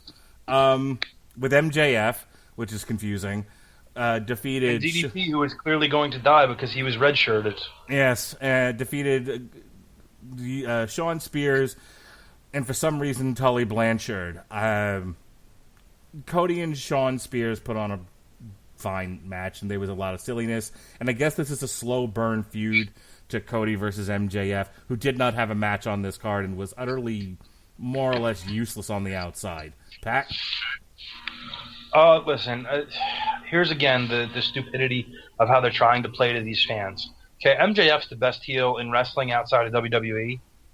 So Cody's a babyface, I guess, but he's aligned with MJF because what Sean Spears did with the unprotected chair shot was so heinous that even the heel MJF has come to Cody's defense about how terrible it was breaking character while he's on TV, supposedly in character. Who's fucking booking this? Vince Russo? This is It's a swerve, bro. It's a swerve. This is fucking terrible booking, which is a shame because the match itself was fine. I could have done without the Arn and Tully stuff. I get that Tully is Spears' manager. That's an interesting role. I would actually like to see play out more. To see what Tully can do there, because he's a very good dickhead. And if he can bring that out of somebody, then you've got another heel to establish. But, for what this was, Cody in the fucking Star Trek unit was dumb. I don't get what he's trying to accomplish with these elaborate entrances with his fight team. And it's putting dumb shit where it doesn't need to be. It's, again, Mark brought up the point, criticizing Triple H for his stuff, then doing the exact same thing and worse. It's just, again, this is so all over the place during an otherwise fine match. I'll give it 3 stars, 3.5 maybe. In defense of Triple H, when he did the stupid entrances, he did them at WrestleMania. And he was trying to establish himself. Like this, I think this started with John Cena, like 10, 20 years ago. And they did the, he did the Conan thing, and he did it a couple of times, and he's kind of done something elaborate. He only does it at WrestleMania, though. Cody does this every time he comes out. And it's like, you do it, look, when they did Double or Nothing, I think it was, and he smashed the throne, it's childish, but at least, okay, message heard, you unsubtle person, you, stop doing it after that. Now it's just, you're just running it into the ground. Yeah, I'm assuming the next show they do. He'll come out with like a Legend of Zelda themed entrance. I'm not kidding. I really think he's going to do it because he's done, the fake fight team for the Nick Aldis match, the throne, breaking, and then this was Star Trek for some reason. I don't understand this Star Trek thing unless he's a big Star Trek fan, which would make sense to me. But, again, this is just dumb, and it's going to continue and get dumber. And you're trying to put a serious situation together where Shawn Spears did this unprovoked attack that was so heinous that the best heel in the business babyfaced for a match, and you follow it up by coming to the ring dressed as Captain Kirk. Picard. Kirk would have worn yellow. Yeah, Picard. Picard sucks anyway, but I'm just saying, like, that's where we're going with this. Yes. This is the alternative. This is the better book than WWE, who we armchair book all the time because they suck. Yeah, but Pat, we just witnessed the Dark Order and their and their creepers. So you know what? When I see Brandy Rhodes at 7 of 9, I'm losing a tube sock there, brothers. I'm telling you. Yeah, I wasn't going to go Really? there, but good Lord, that was fantastic. So nobody's talking about Cody Rhodes' poor dog who was frightened to death after the fireworks display, and they had to drag the damn dog down the ramp because he's horrified. Let me tell you something. I wanted to punch Cody in the mouth for that. Me too. You know what? The right thing to do was to turn the dog and bring him backstage. That's all you had to do, was leave the dog at fucking home. Yes. Thank you. Yeah. Did we learn nothing from the kennel from hell, which would have been preferable?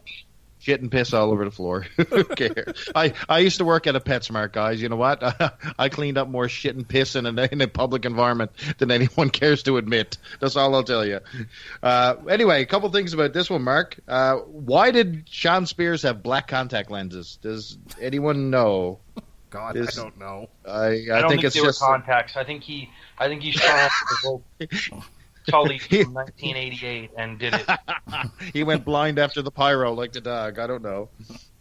But you had some interesting things. Bumps in the night were taken by poor Tully Blanchard, who was bouncing around out there like Shawn Michaels versus Hulk Hogan back at SummerSlam back in the day. You had poor beer-bellied Arn Anderson, who could barely roll into the ring, although he hit the spine buster, so I will say that was amazing. I said it before, and I'll say it again. Had they sent Ole Anderson out after that, I would have not complained about this card. I'd be like, all right, I'm done. Perfect. First of all, if Ole would have came out there, the look of disgust on his face would have just given me a massive erection.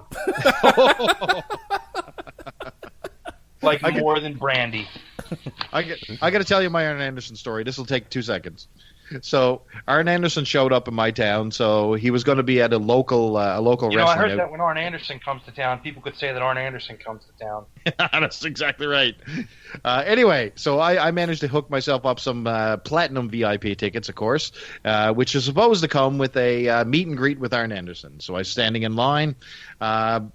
As soon as I get there, I notice that the people in front of me are being charged. So now, not only did I pay an inordinate amount of money to, see Arn Anderson, all of a sudden, now he's going to charge me $20 for standing in his presence. So myself and my friends removed ourselves from the line. We got in front of his table, and we took a selfie to his dismay. It's up on my Facebook. You got to see it. It's amazing. It's the cheapest low-budget meet and greet you'll ever see, but we saved $20. So thank you, Arn Anderson. There you go. That's my story. Moving on. All right. Let's wrap up these two. I don't have a whole lot to say about Jericho Page. I'm just, it was fine. Chris Jericho's fat. Chris Jericho is fat. Chris Jericho needs to and hit bald. a fucking. Chris Jericho Nobody's needs to hit talking a. about Chris. Chris Jericho needs to hit a fucking gym. Is what he needs to do. I'm okay with him being bald. Put on a do-rag. Start saying brother a lot. You'll be fine. Yeah, he's got the Randy Savage baldness happening. But for God's sakes, he's fucking just ballooning out of his pants. Like, just stop already. Like, I'm okay with putting the name WWE guy, making him carry the title. Paige is now in a chase. You get a couple of other guys in there. You build some mystery as to who's eventually going to dethrone this jackass. They had a fine match. Paige and Jericho can both wrestle. Jericho just needs to hit a gym. What I really want to talk about, and what I don't understand, is this company is being built especially their tag team division, honestly, is being built around the Young Bucks, who are 5 feet tall and 12 years old. It's fine. People like them. They've made a lot of money for themselves. God bless America, and only America. Whatever. Come on. No one remembers that quote? That reference? Tell me the reference. I'm interested. It's a Chris Rock movie where he's the president. Anyway, so I saw that in theaters. Couldn't Yes. tell you anything about it. I just remember that one line. Anyway, doesn't matter. So the Young Bucks, I get it. They've had 197 matches with the Lucha Brothers. I get you want to do something special. I love a good ladder match. You're about to go on TNT. Is there a reason the Young Bucks decided now's a good time for them to kill themselves? I like. On the one hand, this match was a little painful for me to watch, just because the kind of spots that the Young Bucks took off the ladders, where they were landing on their heads and backs, a la Joey Janela. Maybe save this. Maybe fall off a ladder onto your fucking head for down the road a bit. Maybe don't go into your TNT debut completely beat the fuck with broken bones. I don't understand. Like, it was like, it by itself, with no context, this was a fun match to watch. It was a fun ladder match, and it was presumably a good culmination to this feud that has gone on since the Carter administration. It's fine. I just think the timing was all wrong, and I'm concerned for the Young Bucks' health. Pat? I love Pentagon and I love Phoenix. Pentagon is like probably and I don't know that we can still consider him independent because I don't know how we're classifying AEW. But at one point in time, Pentagon easily the best independent guy out there. Phoenix not far behind him. Just the bumps in this match, like especially, and I hate to criticize it, but the finish with the double stomp pile driver onto the ladder bridge, was it really necessary? When I'm starting to question, is this really necessary? It's probably going a little bit further than we need to. And, I've never been a fan of the Bucks. I realize that they've gotten better since their Generation Me years in TNA, where they literally were only super kicks and flips before they capitalized on that and realized, hey, this is all we do, but it's ironic. Let's market the irony. I don't know. I don't get it. I just don't get it. Chris? Boy, you got a lot going on here in this match. What happened to the days when, we thought a great ladder match was Shawn Michaels falling off the second rung and nutting himself on the ropes? Like, these guys have moved the game up of dangerousness in a ladder match to the point where nobody is ever going to be able or want to do a ladder match ever again. I mean, Shawn Michaels and Razor Ramon must be sitting back going, "Oye, me chico, this is fucking trash, bro." Hey, not for nothing, but Triple H said of the Attitude Era, specifically of the triangle feud between the Dudleys, the Hardys, and Edge and Christian, that they got it to the point where the next step was kill somebody in the ring, and that's why that shit stopped. Well, this is what's going on here, because one of these teams are going to die eventually. One thing, they had the mask spot that I didn't see coming. They actually ripped the mask off of one of the guys, which was crazy, which was unbelievable. And of course, the ending with the reveal of the two masked presidents and the reveal of Santana and Ortiz. I thought that was a pretty cool ending there. So I was pleased with that. As for the main event with Chris Jericho, Chris Jericho's hair is so bad. Everyone talks about his gut, but I think he's growing his gut out to cover up the fact that he's going bald, because he's got the Shawn Michaels bacon strip going on, where he's just wrapping it around in a coil and hairspraying that shit in place, hoping that it'll stay. But the dude is starting to look, like crazy out of shape. I did like Aubrey Edwards as the referee, though. The female ref was a pretty cool thing, man. That woman can jump around. She was good. Yeah, she was really good. And, her interaction with Jericho was solid. Jericho coming out to his own theme music is a bit pompous, but it works. I don't like his new gimmick, the Painmaker. It's a stupid gimmick for him. Go watch Okada's promo on the Painmaker name. Oh, yeah? He basically says what we all think.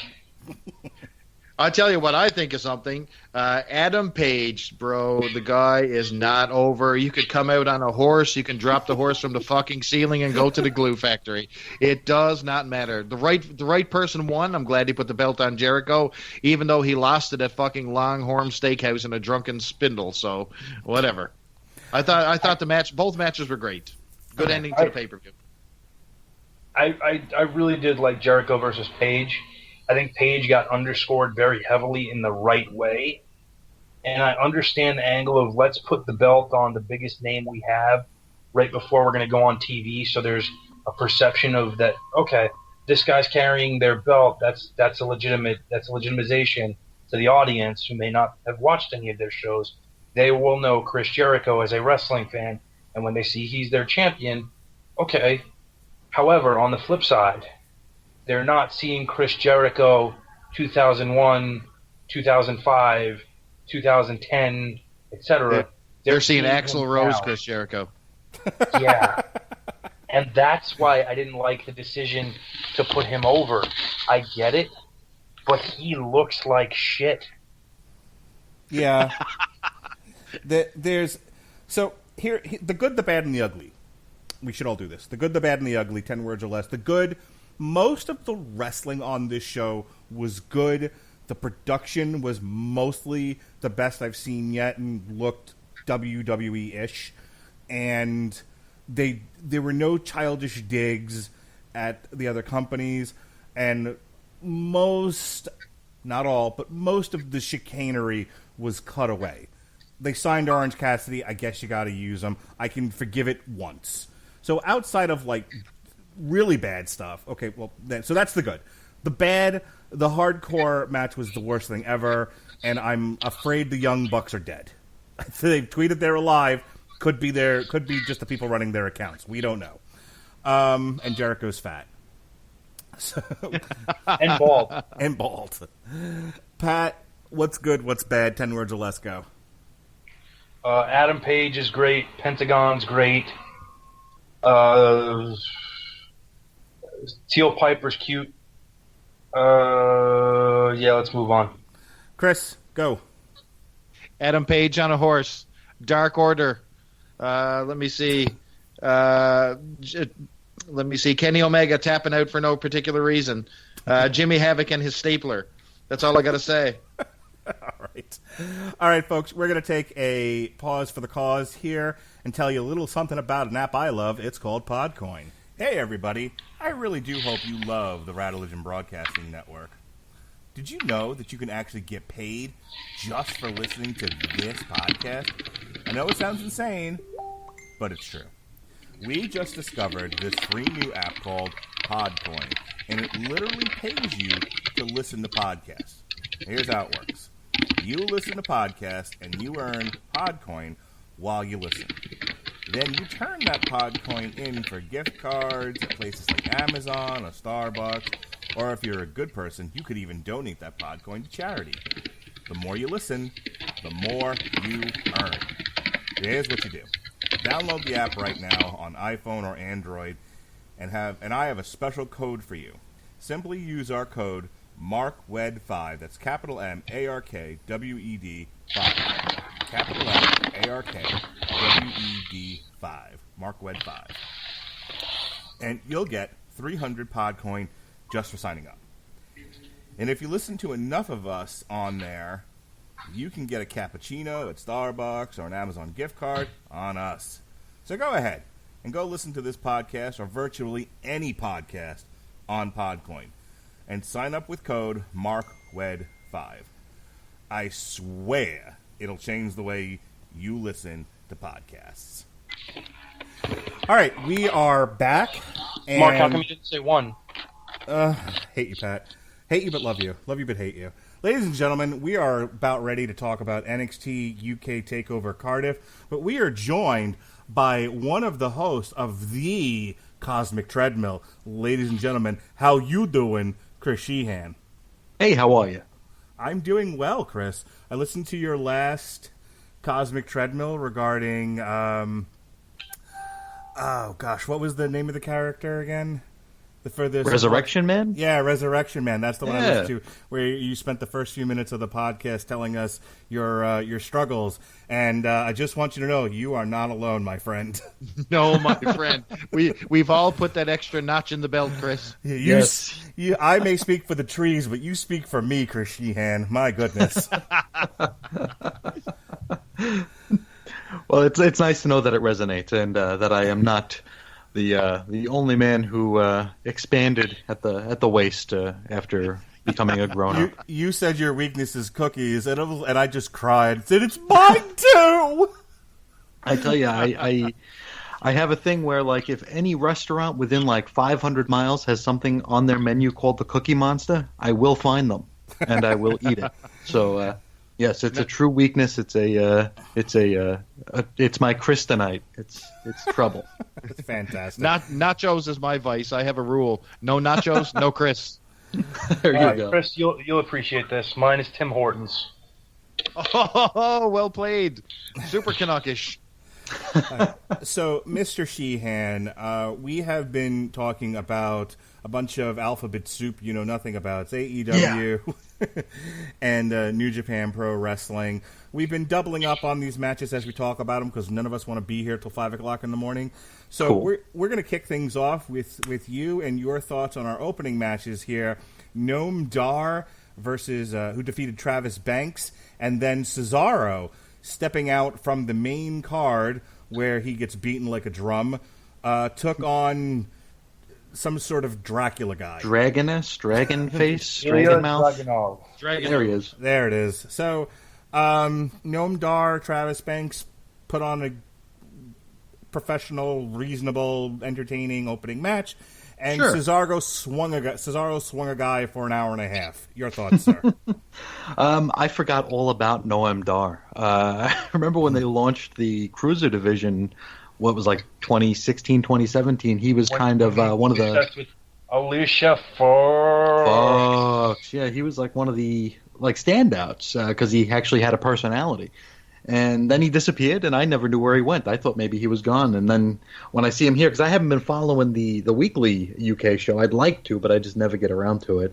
I was happy to see him. I thought he was I think he's got a great personality. I think he's got a heck of a moveset. The match, it kind of bored me a little bit. It just didn't end. It just kept going, which I think... You know, when you have an opening match like that, and it's high impact and high flying, I think that, you know, that there is a time you turn the heat off on that, and I think they overstepped, and it kind of left me just tired. I was fatigued from the match. I think the right guy won because I don't even know who the other guy. I kept thinking of like was it like Blink 182's drummer? Is that like Travis Banks or whatever? Close enough. Yeah, good enough. Yeah, I mean, I couldn't pick either of them out of a lineup if I had to. They could deliver a pizza to my door and I wouldn't know. But I thought the right guy won, and it was decent, but didn't blow me away. What did blow me away was Cesaro. Cesaro is probably my favorite wrestler going right now, and just seeing that he can be like this unstoppable, scary Terminator type character, as they portrayed him here in the UK show, it's just maddening. How just 2 days later he's laying down for the Miz. He just seems like such a missed opportunity. Who made the mistake of getting over before he was allowed to get over, and he really shined here. I think the end of the match was a little too kick-outy. I think it was just like a lot of murder shots that we were getting 2 counts on. But again, the right guy won. Cesaro did win, and I was very pleased to see that. Mr. Mullin, your thoughts on our opener and then the Cesaro show? So I'm a fan of both Noam and Travis Banks. Travis Banks just had a TV program with Walter that was excellent. I'm shocked that Noam Dar went over here as a result of that, because Banks won a tournament, was in a prestigious position, gave a good accounting against Walter, and then to see him open the show and lose to Noam Dar clean was very surprising, and makes me think that maybe there's a big plan for Dar in place, which I'd be okay with because he does have a personality and he is a strong performer, and he definitely adds color to the UK show, which besides this being my favorite weekly wrestling show, if there is a need, it is for more colorful personalities, and he can bring that. And then it was fun to see Cesaro be Cesaro again. Just to be this freak athlete who's so polished and so smooth in the ring and can be an absolute Terminator, like Chris said, was fantastic. Dragunov is a good performer, and he was the right guy here to let Cesaro do his best and underscore it really well. I thought him not hitting his finish and Cesaro, which is probably the one thing I will criticize most matches of. This was a tease of finish, but not actually getting the finish and getting a kick out on it.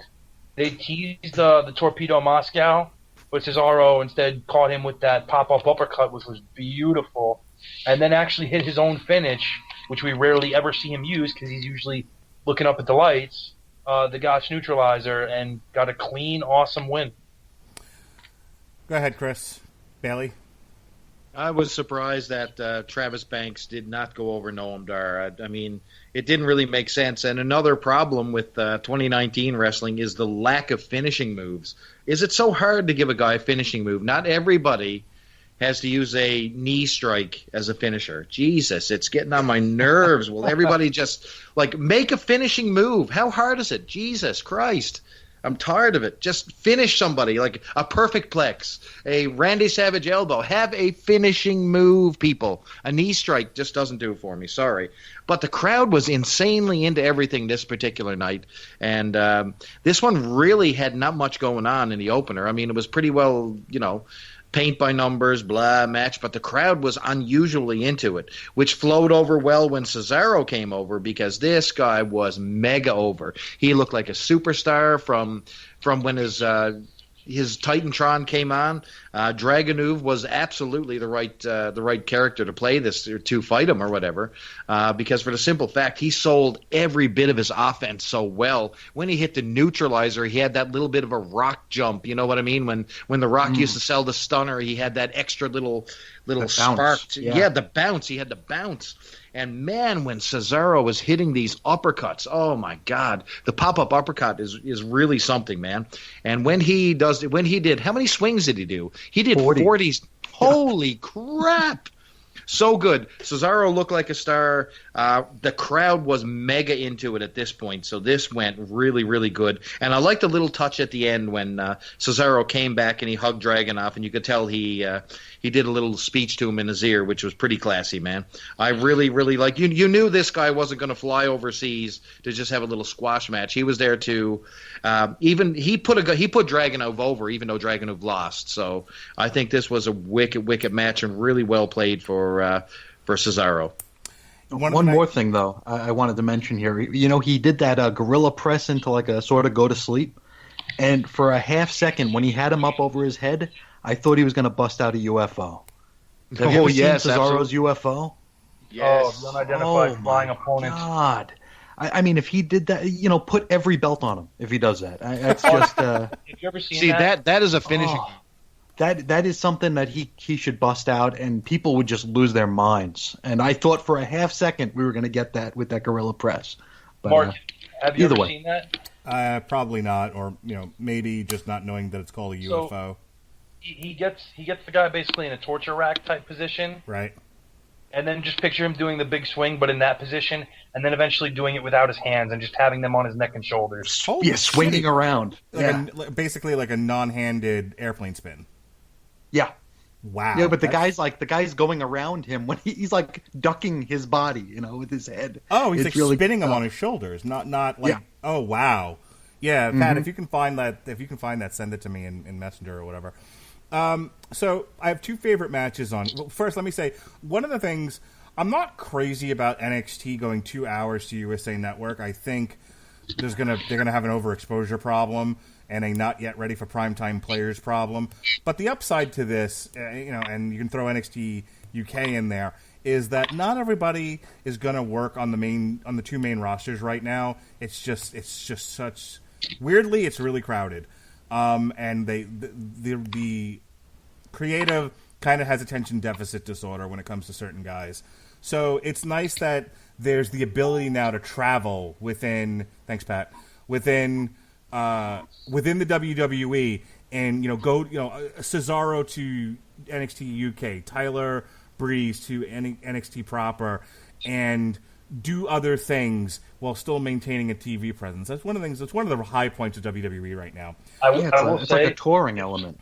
Yeah, I will say if there's a negative, it's that people keep talking about a potential Kings of Wrestling reunion with Cesaro and Cassius Ohno, and keep Cesaro away from that fucking cottage cheese looking son of a bitch. Yeah, Cassius Ohno was Cassius Ohno was just fine doing opening matches and he's not. Losing. He's a fat piece of shit. He's fat. It's a thyroid problem. Very good, Mom. He's putting the extra notch in the belt, Sheehan. No doubt. He's got a weakness for cookies, too. Oh, goodness gracious. Cosmic Treadmill, everybody. Check it out on Podcoin or Podpeso, whichever you like. All of them. So there's my two favorite matches on here were the main event, Walter versus Tyler Bates, which everyone says was singularly the best match of the entire weekend, but we'll get to that in a bit. But my 1A was this triple threat tag team match for the NXT UK Tag Championships. The Grizzled Young Veterans, Gallus, and my new favorite wrestler, the Mod Father, Flash Morgan Webster, and Mark. It's awesome. My wife is like the biggest Anglophile you're ever going to see, short of Andrew Graham's wife, maybe. She's just big into The Crown and Downton Abbey. I took her to the Downton Abbey exhibit for her for Christmas this year. She's just all about the Beatles and everything English. And so I showed her the Mod Father, and she just thought it was the best thing ever. If anything's going to get her to watch NXT UK, it's that fucking guy. Well, the right guys went over in this match, and they pulled off a hell of a match here. It's worth kind of talking about by itself, only because Joe Coffey, Dave Mastiff, which followed it, disaster. Oh, disaster. Boy. I mean, this was the NXT UK Cardiff was probably the best overall card of the entire weekend. But if there was anything dragging it down, it was this. That was Joe Coffey versus Dave Mastiff. Yuck! So disappointing. I mean, I love a good monster match, but Jesus Christ, I'd have preferred to watch Nyla Rose wrestle. But back to the best match, the triple threat tag team.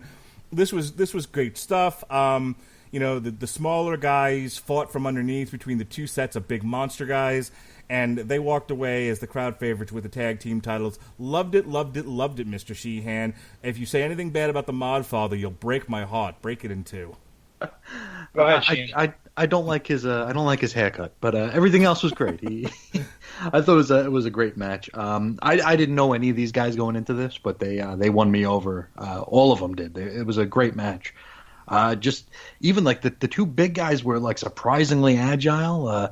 There was that one that did what the hell was it? It was like a springboard somersault into a spear. I mean, it was just wild stuff, and it might have suffered a little bit in the false finish sort of a thing, but that's just a WWE thing these days. But yeah, I really solid match, and I really enjoyed it. Mr. Mullin, tell me all the good things about the Mod Father.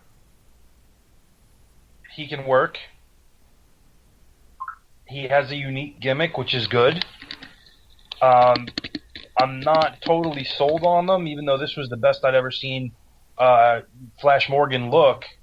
Mark Andrews has been pretty good for a long time. So when they put them together, I thought maybe this was a good way to keep Andrews to avoid being lost in the singles shuffle, and for Morgan to maybe get him some polish, and they have. They've gelled really well as a team. I don't like that they took the belts off of Zach Gibson and James Drake this early, but the match itself was outstanding. It's certainly not the end for the Grizzled Young Veterans, and I think Mark Coffey and Wolfgang played into what they needed to here really well in terms of being that big natural disaster type force that would change the course of the action. And then when Drake and Andrews really when Webster and Andrews really saw they had to go all out for it with that shooting star press finish, that was excellent. Really great match. Super let down by Dave Mastiff, Joe Coffey, because Joe Coffey I've been a huge fan of since before NXT UK. I saw him have a great match with Minoru Suzuki that really made me a fan. I think he tried his best.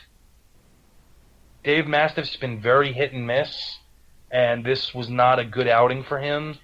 I get that the turnbuckle spot was supposed to be, this wild card in play, but a lot of what they did was just very sloppy and off, and they didn't have each other's rhythm down. The Finley roll on the table was good, but everything else was meh until even the finish, while creative, was very unsatisfying for this type of match.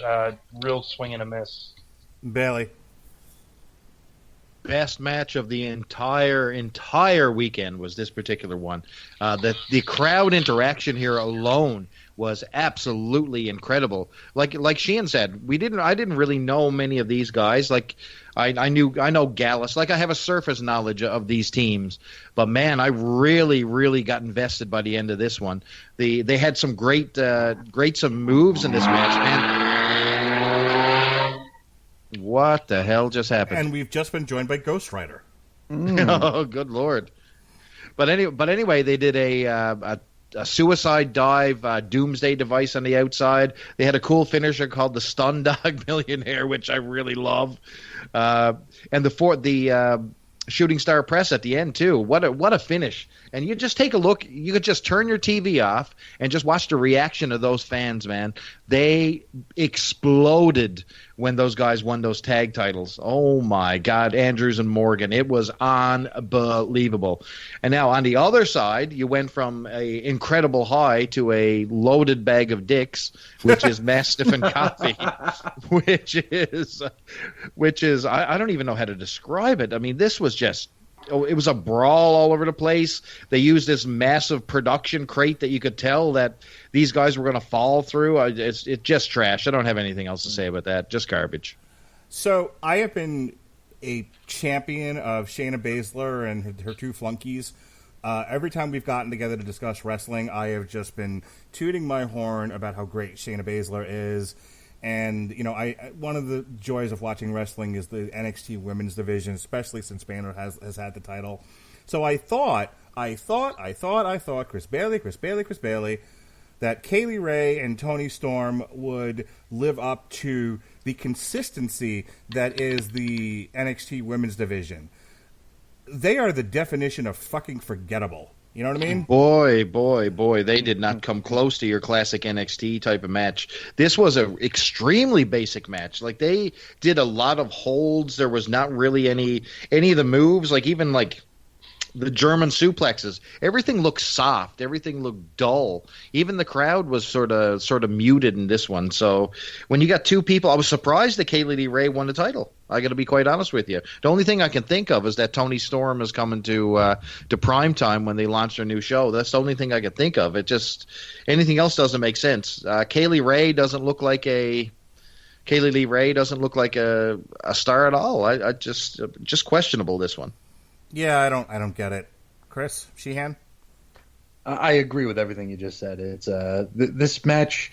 It wasn't terribly long, but it felt like I needed like a running start to get through it because it was just so basic, and I can't even remember anything about it except for who won. And you're right, she doesn't stand out. I don't know. I like, is this the best they could do if they had to get the belt off of Toni? Is they put it on this one?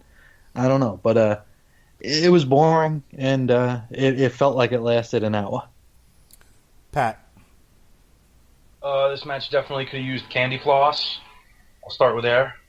People who watch NXT UK will get that reference.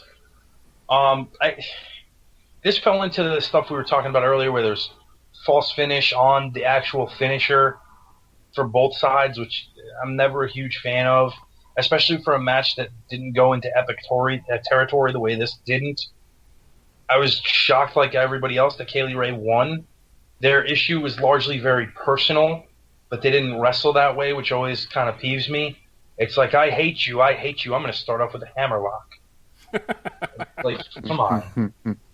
It was not terribly long in the tradition of NXT or NXT UK women's matches, the way we had Toni Storm and Rhea Ripley's rivalry take off and go. This was definitely a downgrade.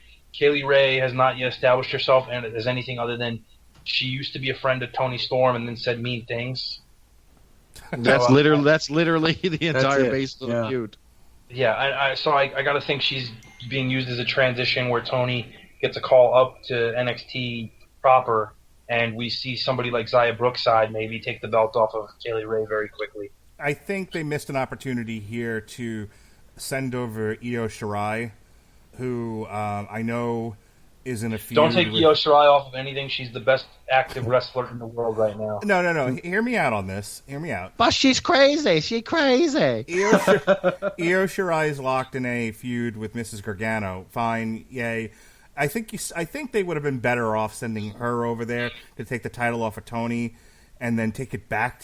She can kind of flip between the two, and you reward her for all of her hard work. You give her a title that she can defend on both brands, and you would have had an infinitely better match out of it.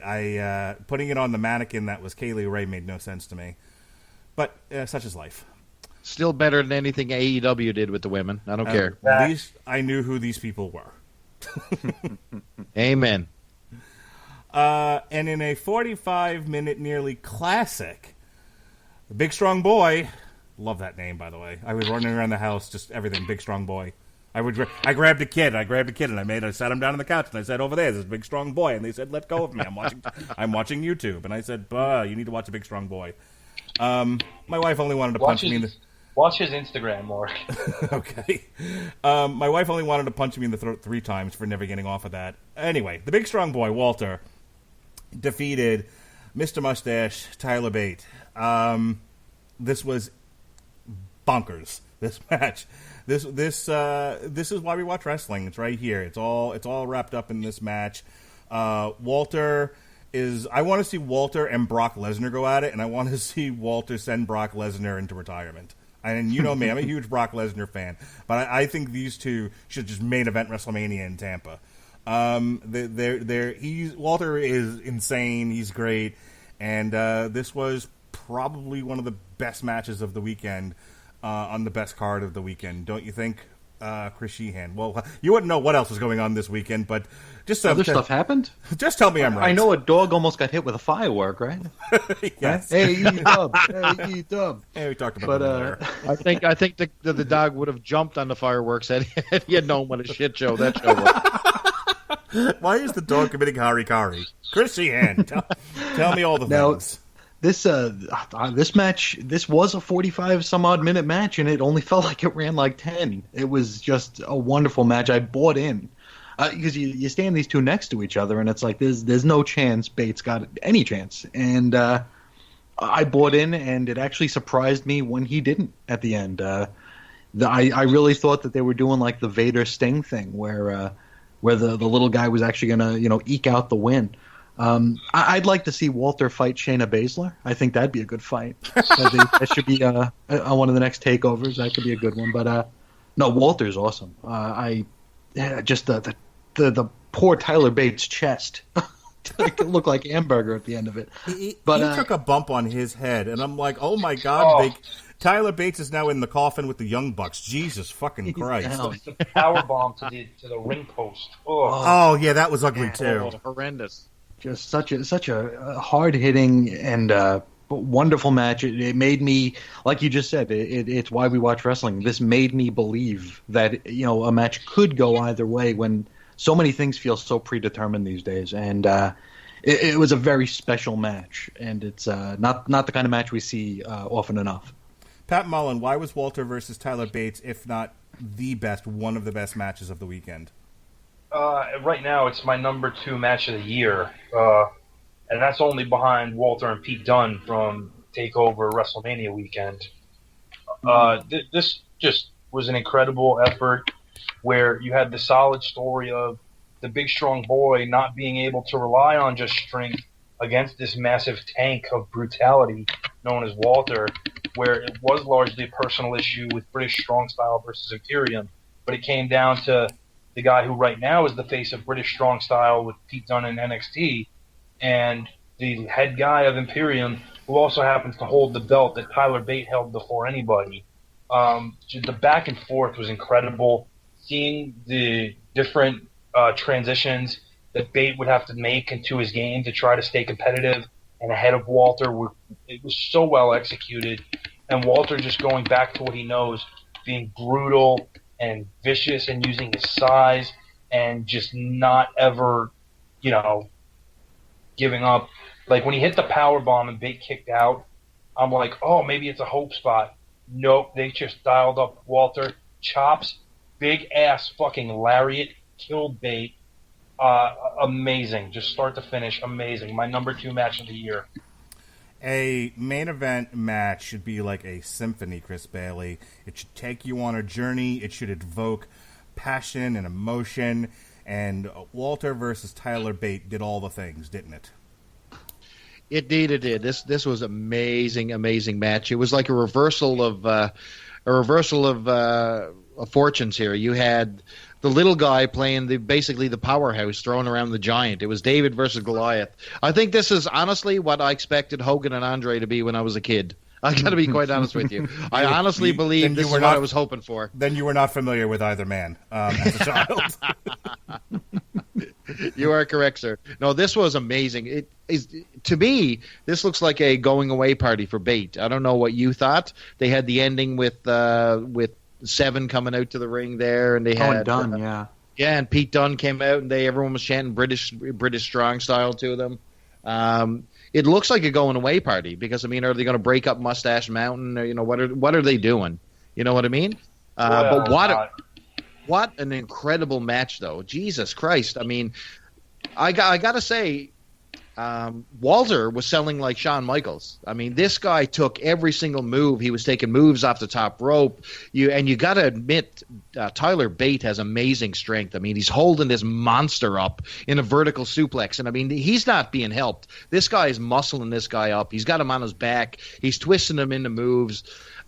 Just a knockout punch of a match. I would say, even though I really, really enjoyed that triple tag match earlier, this one technically overall was the more polished, better match, and absolutely the match of the entire weekend, if not my match of the year so far. Really, really, really strong, and NXT UK can hang their hat on this one. So that wraps up our coverage of NXT UK Cardiff, as well as New Japan Royal Quest and AEW All Out. I want to thank Chris Sheehan of the Cosmic Treadmill for joining us for these moments that we talked about this last card. I want to thank Mr. Chris Bailey of the Superblog Team-Up and Pat Mullin of our often frequent guest here on the Rattlegion Broadcasting Network and contributor to the Casual Heroes.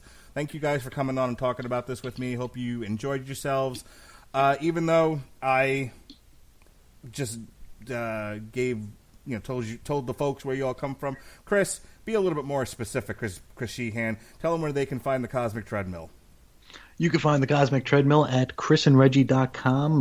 Also, our main place is Podbean, so chrisandreggie.podbean.com. But you can also now find us on that. What is that thing? What's that thing with the That's the one. That's the one. I finally did it. I've been threatening to do it, and I finally did it. So you can now make points if you listen to us. So please listen to us, and you can get bonus points for listening to us right now. So do that thing. You can find my blog at chrisisoninfiniteearths.com, where I take a look at a different DC comic story every single day. And you can find me on Twitter at Ace Comics. Thank you very much, Chris. We'll have to get together again soon. We've got a Clash of the Champions coming up. We've got Hell in the Cell. We've got another. You don't watch AEW, but we've got yeah, exactly. We've got all the things. So we'll have to get you on here sooner. Absolutely, anytime. Thank goodness for that. Chris Bailey, take me home, baby doll. It's all in. It's all out. It's all over. That's what I got to say about AEW. Goodbye. Anyway, I'll tell you what I'm going to plug. I'm going to plug the Superblog Team-Up. I really had a great time with the last event, which is Immortal. Jump onto Twitter. I am Charlton_Hero. Hit up the hashtag Superblog Team-Up or hashtag STBU. Check out all the great articles. And, of course, check out the one we've been talking about, Chris's Cosmic Treadmill, episode 26, where he talks to all us fatties and tells us how not to eat cookies and what we can do to create another loop in our belt. There you go. Pat, if you love Pat Mullin the way I love Pat Mullin, Mr. Toxic Masculinity to you, you can find me and him doing a watch-along for Josh Barnett's Bloodsport on Saturday, September 14th. Me and him are going to sit down and watch it and bring you all the action from Josh Barnett's Bloodsport Part 2. Aside from that, Pat, where you be? Where you at? You can hear me over at thecasualheroes.com. Believe it or not, we've actually recorded some shows. It's a minor miracle. You can hear myself and Gavin Napier do a pre-King of the Ring kickoff show discussing the brackets and how we would have booked it based on the likelihood of outcomes. And our brackets are already busted, so go figure. You can also hear us doing a quick Harley Race tribute show with 10 largely unknown or untested Harley Race factoids that we go over, so please go ahead and give that a listen. We'll be doing an updated show very shortly in the coming week where Gavin has gone all in on a booking simulator where he has asked me to help with the creative aspect of things while he does the detail work. So we're going to be rebooking some big scenarios from the 80s. We're probably starting with what happened if Paul Orndorff would have actually won the championship from Hulk Hogan, with several other scenarios coming into play. I don't know what any of that is, so I'm really curious to see what you guys come up with. I'm very excited. In the meantime, in between time, myself and Robert Winfrey dropped Hannibal Season 3, yet another TV party tonight that you can check out in the archives. September is Onslaught month, all month long. Onslaught 1 has already dropped. Onslaught 2 is next week, followed by Onslaught 3, and then finally Onslaught 4 on September 23rd.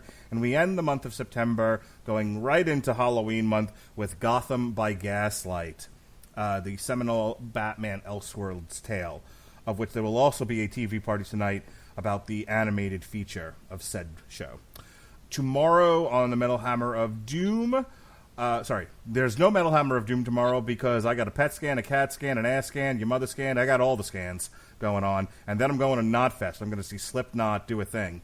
So in the meantime, you'll get a second source material for this week, X-Men Legacy Volume 2, Invasive Exotics, because on Thursday, myself and Jesse Starcher will be reviewing Legion Season 3. What a weird show that was. And also just penciled in because Robert Winfrey likes to abuse me. We abuse each other. It's an abusive relationship, but we love it. I'm going to watch it for a second time. I watched it earlier today, and I'm going to watch it again, but this time with Robert Winfrey probably making fun of me the entire time, so that's fine. So check out, that's a Patreon exclusive. Check out our Patreon account. That's patreon.com/Radulich for all of our exclusive content that Chris Bailey insists you'll love. That's right, Chris. Including NSFW photo shoots by me. That's right. Topless for everybody. You can pay money to see Pat's Ding-a-ling. So yes, that's where you'll find a show on the She-Hulk and why she's not just a gender-switched Hulk, you assholes. You'll find all of our commentaries, and you'll find our It Watch-Along. Nothing this Friday, but this Saturday, myself and Robert Winfrey will be doing alternative commentary for UFC 242 Khabib versus Poirier. Next week, we'll review It Chapter 2, The Metal Hammer of Doom returns with Killswitch Engage Atonement, and Alexis Hana of Honeysuckle Rose Creations is back on a TV party tonight with one of Pat Mullin's favorite animated features, She-Ra, Season 3. Isn't that right, Pat? Yeah, Queers on Parade. Fantastic. I set him up and he knocks him down. I don't know these people. Let's escape Sheehan. We're out. And then, as I said, we'll be doing Bloodsport. Victor Kirkado is back doing commentary with me on Andrew Shelby versus Jay Harris. That's September 21st. And if Winfrey is able to, he'll be joining us in the third man chair. That's enough plugs for now. I don't want to do 9.5 hours worth of plugs. So thank you to all these fine gentlemen for discussing some wrestling. You're a damn liar. You do plugs for 9.5 hours. For the damn liar that is me, for Mr. Toxic Masculinity that is Pat, and for Chris Bailey and Chris Sheehan, this has been TV Party Tonight. Be well, be safe, and behave.